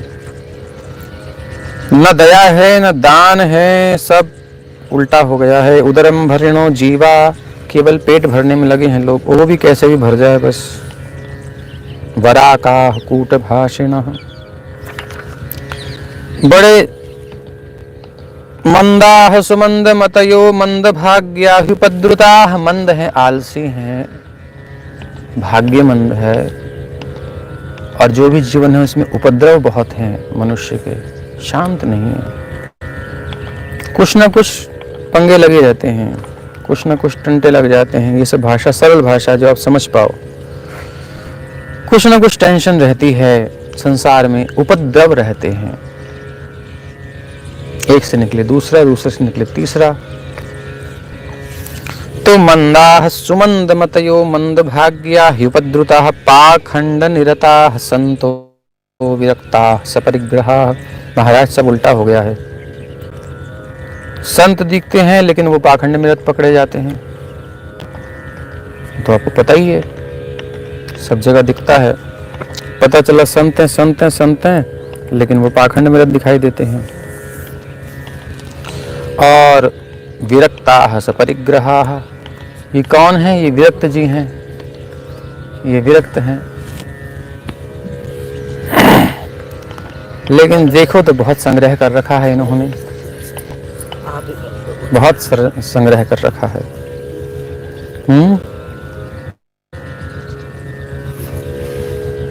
विरक्ताः सपरिग्रहाः। तरुणी प्रभुता गेहे श्यालको बुद्धिदायक, घर में तरुणी प्रभुता है। तरुणी प्रभुता का अभिप्राय सीधा सीधा ये समझो, कामी हो गया है पुरुष। काम के कारण स्त्री के वश में है, प्रेम के कारण नहीं।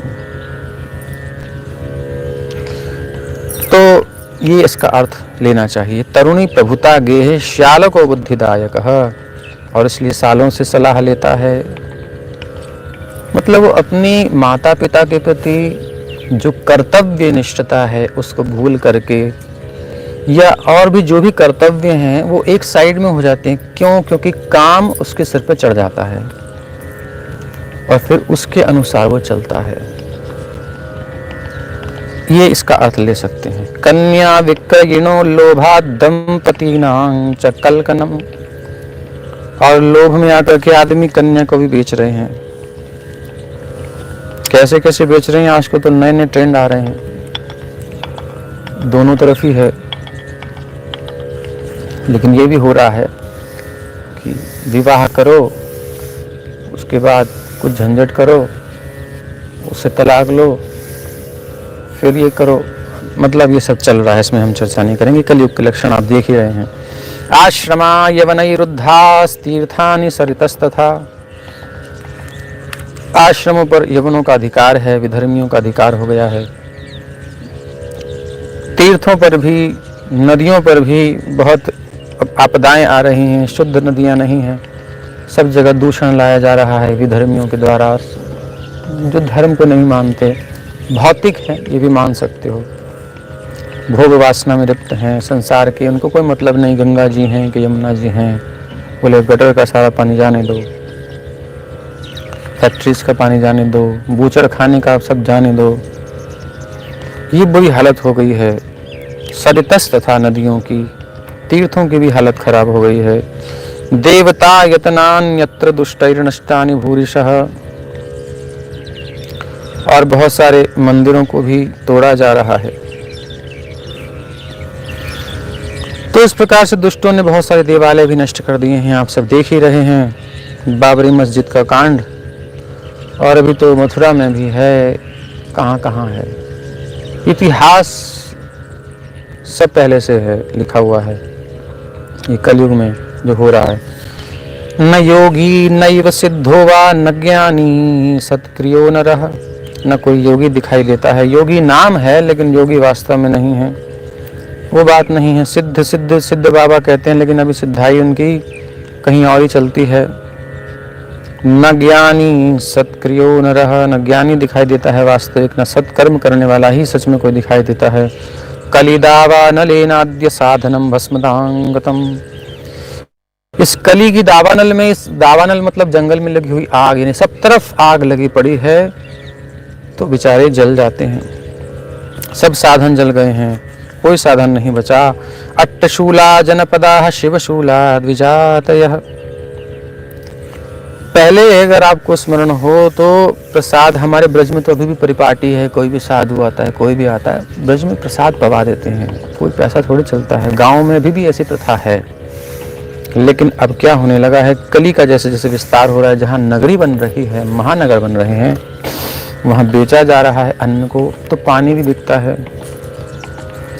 अच्छा, इतना समय तक पानी बिका नहीं था, आदमी की क्या स्थिति हो गई कि पानी भी बेचने लगा है। और ये कब से बिक रहा है? जब से बेचने की जरूरत नहीं थी, भूमि में दोष नहीं था, तब से बेचना शुरू किया है। तो हम तो अभी भी यहाँ और गांव में तो लोग ऐसे ही पानी पीते हैं, कुछ भी नहीं होता है। एक दिमाग में भर भी दिया गया है, और प्लस साथ में इतना जहर उगला जा रहा है, भूमि में जल में पहुंच रहा है, तो हम ही गंदा कर रहे हैं। तो ये सब चल रहा है, क्या कहा जाए। घेर घेर कर ला रहे हैं, सब नष्ट कर रहे हैं, कहीं जीने नहीं देंगे। तो अन्न भी बेचने लगे हैं। अब अन्न जो है, पहले तो बड़ा सौभाग्य मानते थे, कोई अतिथि आए हमारे यहाँ प्रसाद पाए, और अभी तो लगता है कि ये कब जाए। बड़े हिसाब से सब चल रहा है खर्चा लोगों का, भार लगता है खिलाना भी। डिवोटीज बता रहे थे, भक्तों के साथ ऐसा होता है, मंदिर के भक्त ब्रह्मचारी वगैरह हैं, प्रसाद पाने ले जाते हैं कहीं, बड़े बड़े लोग ले जाते हैं, कोठियां तो बड़ी बड़ी हैं, नहीं प्रभु जी और पाइए और पाइए और पाइए पाइए। हमारे सत्यनारायण है गुरु भाई, वो खूब खाता है, खूब खाता है, उसे बिठा दो खाने को हटेगा नहीं। तो आदमी खिला खिला के परेशान हो जाता है उसको। तो ऐसे भक्त कभी अब पाते नहीं हैं, कुछ लोग तो चलो पाइए पाइए पाइए प्रेम से पवाते हैं, खूब पवाते हैं, और पाने की बात कहते हैं भाई भक्तों की कैपेसिटी तो बहुत है। तो अच्छी कैपेसिटी है खाने की। पहले खिलाते हैं, फिर कहते हैं कि अच्छी कैपेसिटी, दृष्टि उनकी कहाँ रहती है। तो ये हालत है कलयुग में, आदमी खिला भी नहीं सकता और तो क्या करेगा। तो ये हालत हो गई है। कामिन्यः केशशूलिन्यः संभवन्ति कलाविह। ब्राह्मण लोग शिवशूला द्विजातयः, पैसा लेकर वेद पढ़ाते हैं। सिस्टम ही ऐसा बना दिया है। कहीं कहीं ऐसी स्थिति है जो कि गुरुकुल सही में चलते हैं और अच्छे से वैदिक विधि से, लेकिन जनरली अब सरकार की तरफ से ही व्यवस्था होगी, शिक्षकों को भी वेतन मिलेगा। ऐसा जो शिष्य होगा, अगर गुरुकुल में यदि व्यवस्था रहेगी, तो बच्चा आजकल क्यों नहीं इज्जत करता टीचर की? क्योंकि उसे पता है मैं पेमेंट करता हूँ। पढ़ाएगा कैसे नहीं पढ़ाएगा, कुछ नहीं कह सकता। और उधर से गुरुकुल में पढ़ता था तो उसका सम्मान करता था, वो जानता था कि ये निष्पृह हैं, इनको कोई अभिलाषा नहीं है, कोई लालच नहीं है, ये समर्पित हैं विद्या के प्रति, तो इसलिए सम्मान करता था। तो ये सब दोष आ गए हैं कलयुग में। एवं पश्यन कलेर दोषान, स्त्रियां वैश्यावृत्ति से जीवन निर्वाह करने लगी हैं। अब देख लो सेलिब्रिटीज बड़ी बड़ी, क्या है ये सब, मॉडल्स क्या हैं ये सब, देह का प्रदर्शन करके और धन, फॉलोअर्स, इंस्टाग्राम और कौन कौन सी जगह पे कई सारे उनके प्लेटफॉर्म होते हैं, और ऐसा मसाला डाल करके लोग तुरंत उसको शेयर करें और फटाफट लाइक कमेंट करें, जो भी करें, हर जगह भत्तापन। तो वेश्यावृत्ति सब जगह प्रसारित है, प्रोस्टिट्यूशन को प्रमोट करती है सरकार। पिछली वाली तो विशेष करती थी, अभी तो खैर फिर भी रोक है। एवं पश्यन कलेर दोषान, इस प्रकार कली के दोषों को देख रहे थे नारद जी। देख देख के बड़े कष्ट में हो रहे थे और उनका मन उचाट हो गया। क्या करूं मैं, सब संसार की क्या हालत हो गई है, कैसे इनका कल्याण होगा। पर दुख द्रवहि संत सुपुनीता, दूसरे के दुख से संपन्न जो हैं संत होते हैं वो द्रवित हो जाते हैं, कष्ट होता है उनको। नारद जी कष्ट में है, कहाँ जाऊं। सोचा चलो वृंदावन चलते हैं, भगवान के धाम। तो एवं पश्यन कलेर दोषान पर्यटन नवनीमहं, यामुनम तटमापन्नो यत्र लीला हरेरभूत। हम यमुना जी के तट पर पहुंचे जहां श्री कृष्ण की अनेकों लीलाएं हो चुकी हैं, लेकिन वहां जाके हमने महान आश्चर्य देखा। क्या आश्चर्य देखा जी? तत्राश्चर्यं मया दृष्टं श्रूयतां तन्मुनीश्वराः, एका तु तरुणी तत्र निशर्णा खिन्न मानसा। एक महान आश्चर्य देखा मया, मेरे द्वारा। एक तरुणी है, युवती है, और उसके पास दो वृद्ध उसके पुत्र हैं। और वो वृद्धौ द्वौ पतितौ पार्श्वे निश्वसंताव चेतनौ, उनको चेतना नहीं है, गिरे पड़े हैं, बेहोश हैं। और शुश्रूषन्ति प्रबोधन्ति, उनकी सेवा करती है, लाड़ लड़ाती है और उनको जगाती है, रोती जाती है। रुदती च तयोः पुरः, और दददिक्षु निरीक्षन्ति रक्षितारं निजं वपुः, वीज्यमाना शतस्त्रीभिर् बोध्यमाना मुहुर्मुहुः। जब रोती है तो सैकड़ों स्त्रियां उसकी पंखा झल रही हैं, सेवा कर रही हैं, बार बार समझाती हैं, ना देवी चिंता मत करो, ठीक हो जाएंगे, ठीक हो जाएंगे। मैंने कहा ये क्या है? मैंने देखा सब स्त्रियां हैं, दो वृद्ध हैं वो तो बेहोश हैं, बाकी सब जागृत स्त्रियां हैं। नारद जी ने सोचा कलयुग वैसे ही चल रहा है, कुछ पता नहीं कौन सा केस लगा दें, कौन सी धारा लगा दें। इसलिए नारद जी ने कहा भैया दूर से ही प्रणाम कर लो माया देवी को, नहीं तो बहुत कहीं फंसा दें। तो दृष्टवा दूरात गतः सोहम, दूर से ही देख करके और मैं जाने लगा, लेकिन तो उन्होंने बुला लिया। सौहम कौतुकेन तदंतिकम, फिर जब उनको देखा तो कौतुक से उनके पास आया। भो भो साधो क्षणं तिष्ठ, तो नारद जी थोड़ा सा पास होकर जाने लगे थे, तभी वो बुलाया। और दूर से सब देखकर युवती खड़ी होकर बड़ी व्याकुल होकर कहने लगी, बालोवाच भो भो साधो क्षणं तिष्ठ मच्चिंतामपि नाशय। नारद जी, हे साधु क्षणं तिष्ठ, एक क्षण रुको। आप आए हो यहाँ तक हमें देखने, तो थोड़ा रुको, अभी जाओ मत। क्यों? बोले दर्शनम तव लोकस्य सर्वथा हरम परम, आपका दर्शन तो समस्त पापों को नष्ट करने वाला है, सो मेरी चिंता अभी दूर कर दीजिए। बहुधा तव वाक्येन दुख शांतिर्भविष्यति, यदा भाग्यम भवेद भूरि भवतो दर्शनं तदा। आपके वचनों से मेरे दुख की भी बहुत कुछ शांति हो जाएगी। मनुष्य का जब बड़ा भाग्य होता है तभी नारद जी आपके दर्शन होते हैं। नारद जी कहते हैं, अच्छा देवी आप ये बताइए कि काशी त्वम का विमौ चेमा इमा, ये जो आपके ये दो पुरुष हैं आपके पास, ये कौन हैं सोते हुए, और ये जो देवियां हैं आपकी सेवा कर रही हैं, ये कौन है? और आप कौन है देवी? अपना भी परिचय बताइए, अपना दुख बताइए। वद देवी सविस्तारम स्वस्य दुःखस्य कारणम।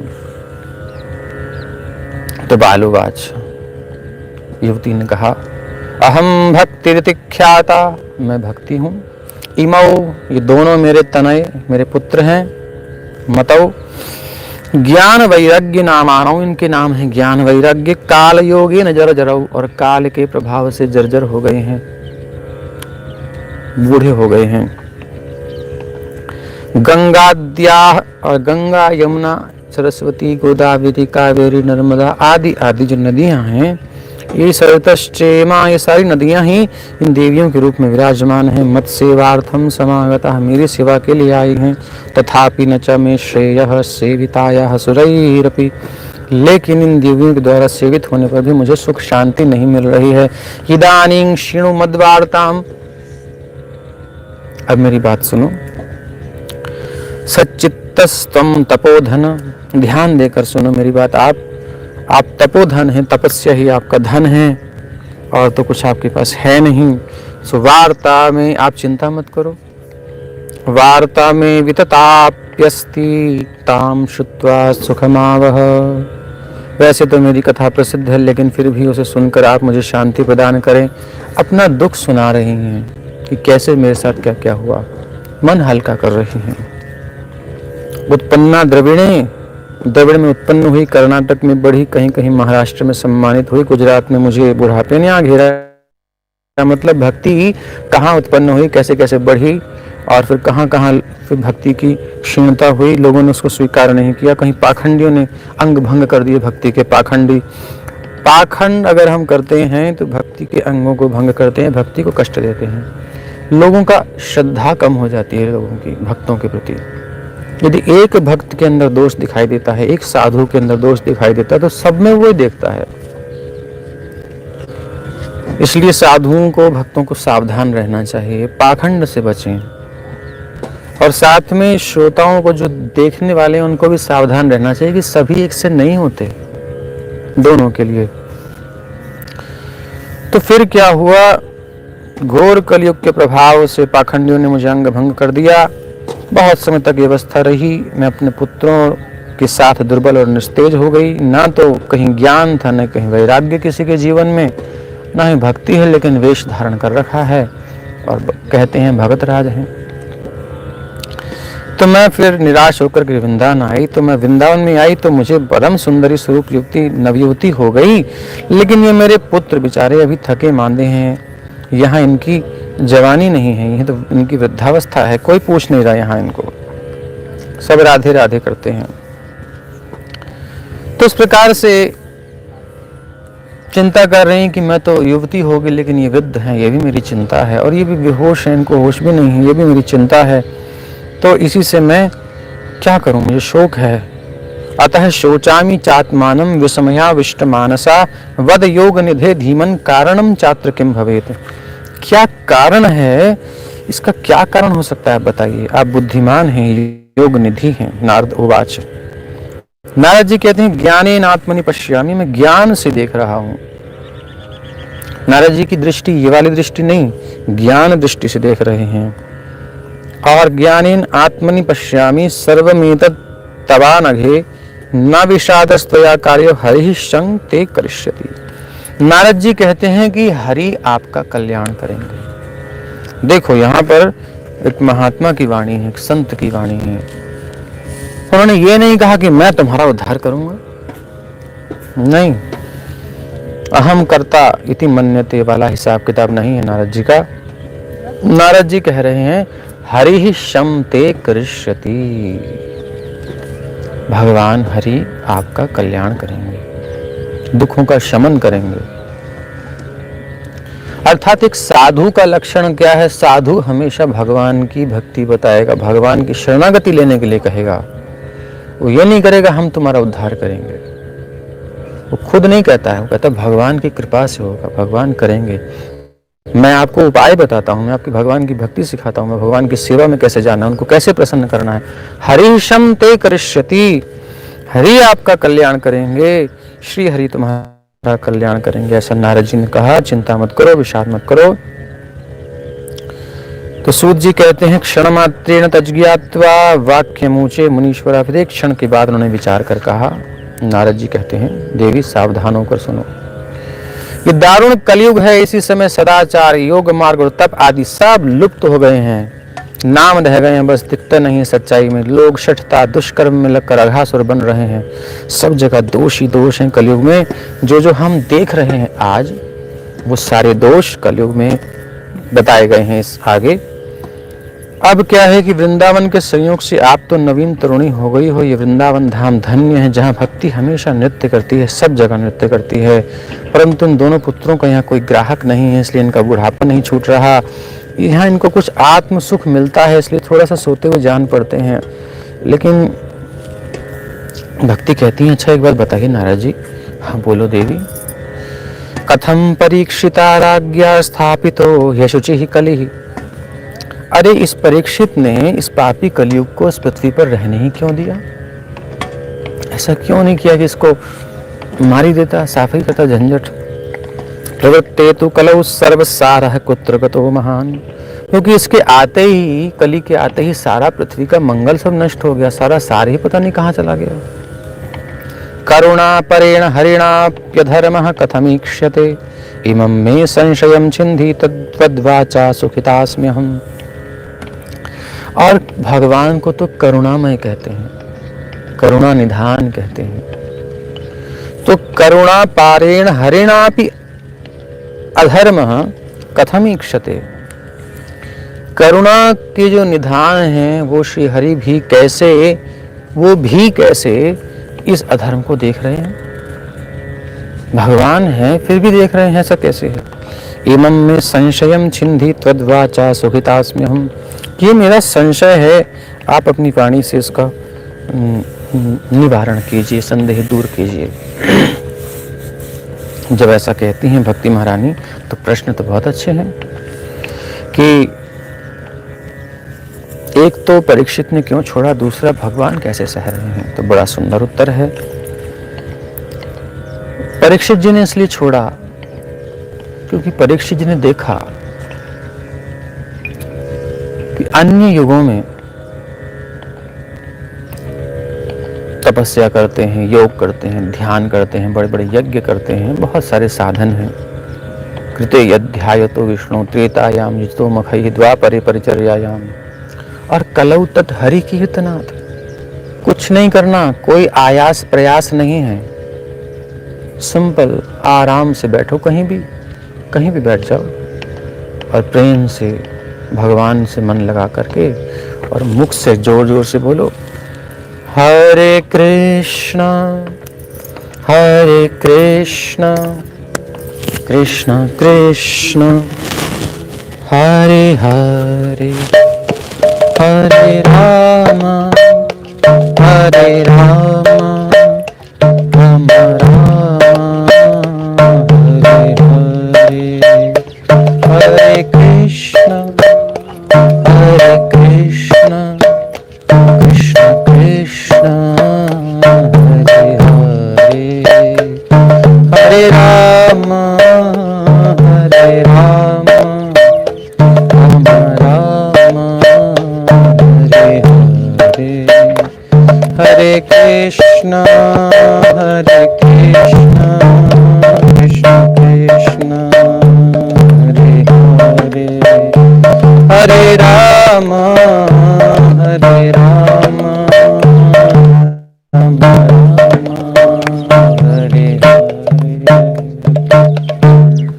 तो इस प्रकार से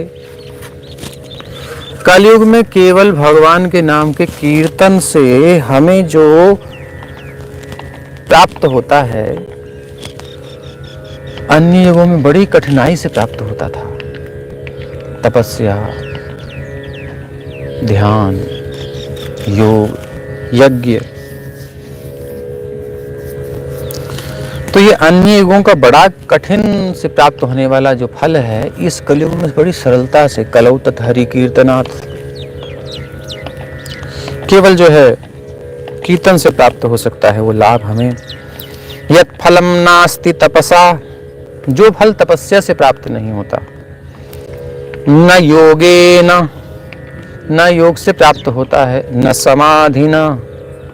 समाधि से प्राप्त होता है। तत्फलम, वो दुर्लभ फल, लभते सम्यक, प्राप्त होता है सम्यक, बिल्कुल भली प्रकार से, कोई कमी नहीं, फुल फॉर्म में। तत्फलम लभते सम्यक कलौ, इस कलयुग में केवल केशव कीर्तनात्, केवल केशव के कीर्तन से। तो इतना सरल उपाय है। तो उन्होंने सोचा अगर मैं इस कलयुग को मार दूंगा निश्चित रूप से पृथ्वी में मंगलमय दर्शन होगा, सब ठीक होगा, लेकिन तपस्या बहुत करनी पड़ेगी। अब कौन इतनी रुचि रखता है, सब लोग कहाँ इतनी तपस्या कर पाएंगे कलयुग में, कौन इतना संग्रह करेगा, यज्ञ करेगा वैसी।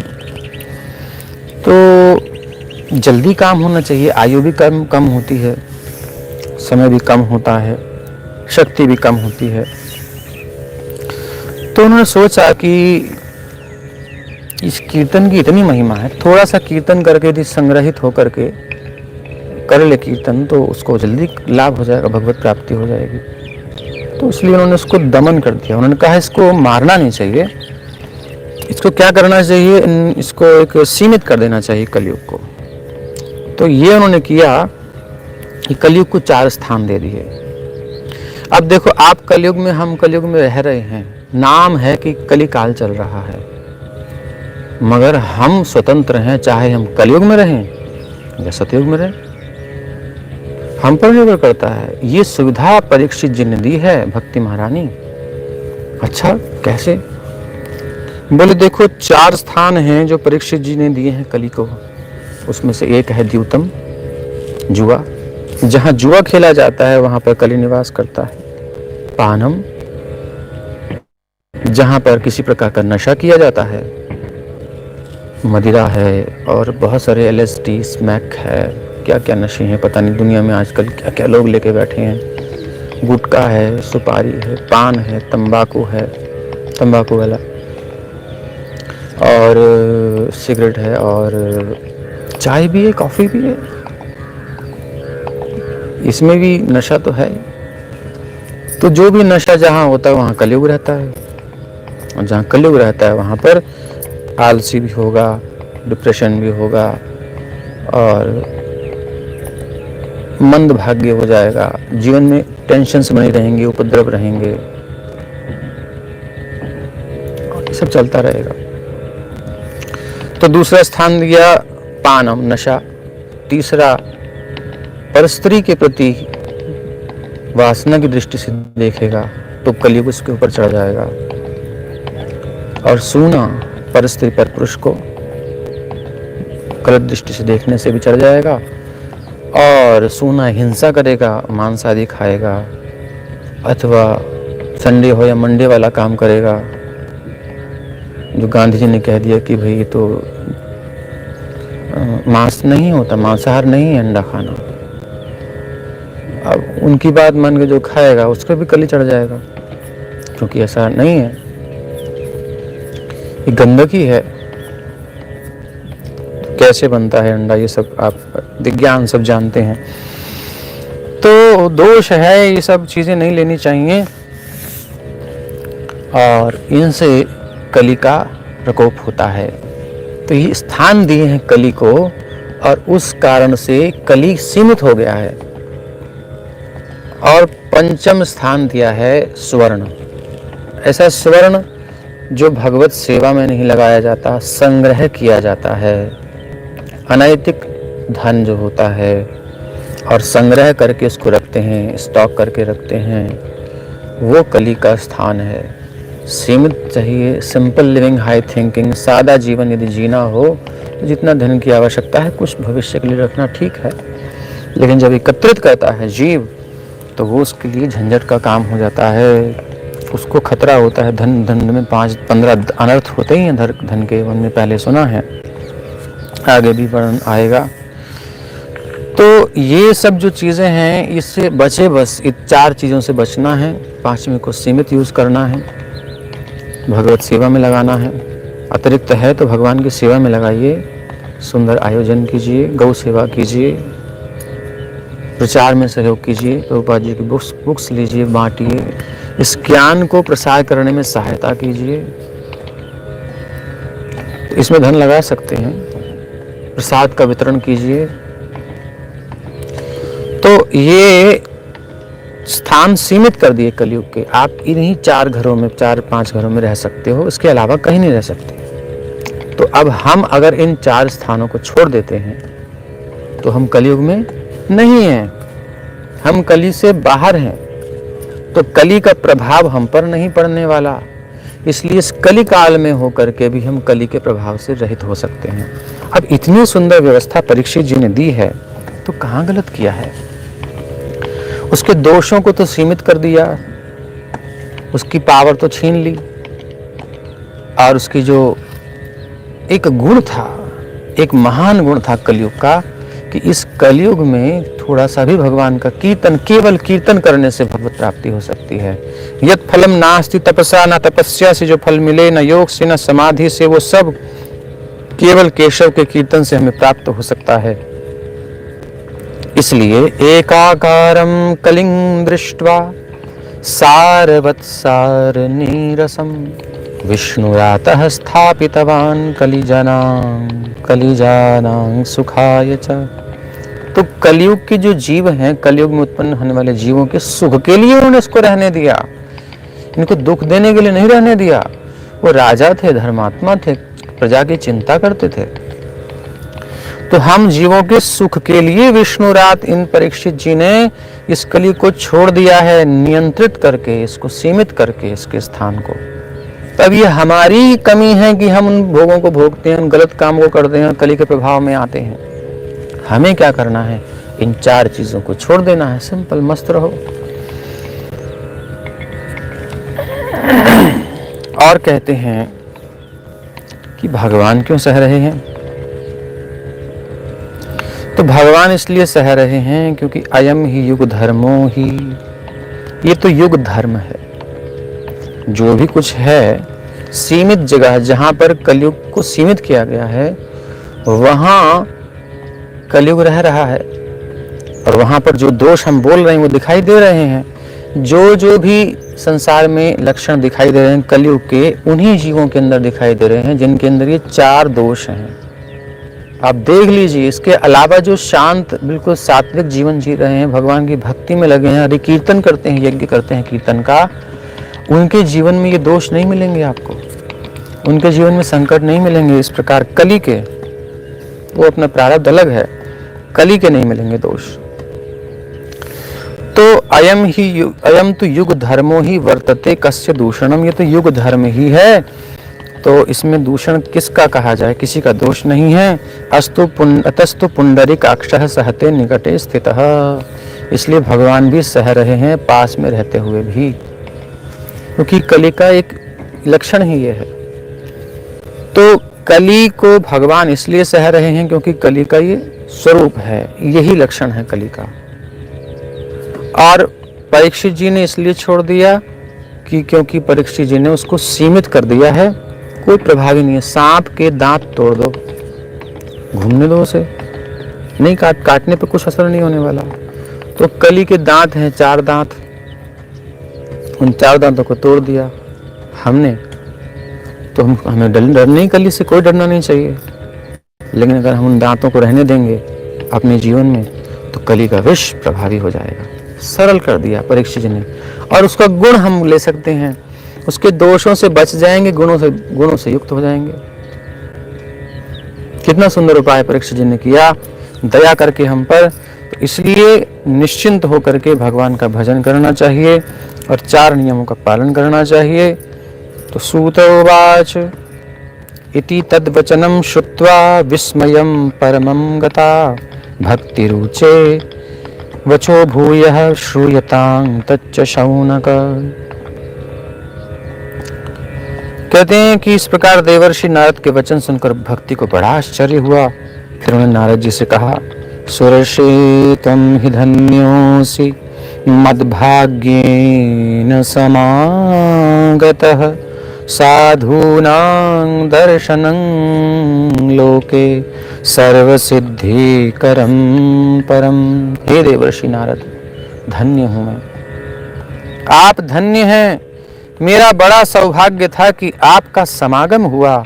संसार में साधुओं का दर्शन ही समस्त सिद्धियों को प्रदान करने वाला होता है। बड़ा सुंदर वंदन करती हैं भक्ति महारानी। जयति जगति मायाम यस्य कायाधवस्ते वचन रचनमेकं केवलं चाकलय्य ध्रुवपदमपि यातो यत्कृपातो धुनो ध्रुवोऽयं सकलकुशलपात्रं ब्रह्मपुत्रं नतास्मि। जयति जयति जगति मायाम यस्य कायाधवस्ते। कायाधवस मतलब कयाधु के पुत्र, तो कायाधवस कयाधु के पुत्र हिरण्यकशिपु के पुत्र जो प्रहलाद महाराज हैं, कायाधवस्ते ते वचन, आपके वचन सुन करके, वचन रचन बड़ी सुंदर आपने रचना करके उनको सुनाया था, उसके द्वारा प्रहलाद महाराज ने माया पर जयति जगति मायाम, इस माया पर विजय प्राप्त कर ली। और ध्रुव पदमपि या तो यत्कृपा तो ध्रुवोयम, और आपकी ही कृपा से ध्रुव ने जो है अपना ध्रुव पद प्राप्त किया है। तो सकल कुशल पात्रम, और समस्त कुशलों को प्रदान करने वाले, और ब्रह्मपुत्रम, ब्रह्मा जी के पुत्र, समस्त मंगलों को देने वाले ब्रह्मा जी के पुत्र, आपको मैं नतास्मि, नमस्कार करती हूँ, ऐसा प्रणाम किया। बड़ा सुंदर समाधान दिया है। अब नारद जी जो हैं उनका दुख दूर करने का उद्योग करेंगे, और कैसे कैसे करेंगे। आज एक अध्याय हुआ है, और आज का एक अध्याय लगभग 2 घंटा लगा लीजिए, हो जाएगा। तो ऐसे करेंगे तो एक एक अध्याय चल जाएगा, लेकिन ये फिर 6 अध्याय यानी कि 5 अध्याय इस महात्म्य के हैं। और उसके बाद अगर हम स्कंद पुराण का महात्म्य लेते हैं तो स्कंद का पुराण का महात्म्य भी लगभग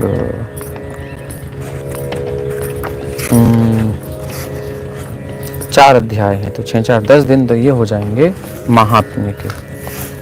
देखते हैं, इस हिसाब से कार्तिक से हमारी कथा प्रारंभ होगी भागवत जी की।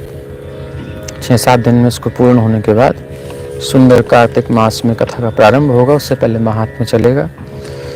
तब तक अन्य श्रोता भी जितने भी आए जुड़ सकते हैं, जोड़िए, सबको शेयर कीजिए। और एक समस्या होती है हम पर, YouTube पर मैसेज आए 1-2 बार कि नोटिफिकेशन नहीं आता है आपका लाइव का, तो उसके लिए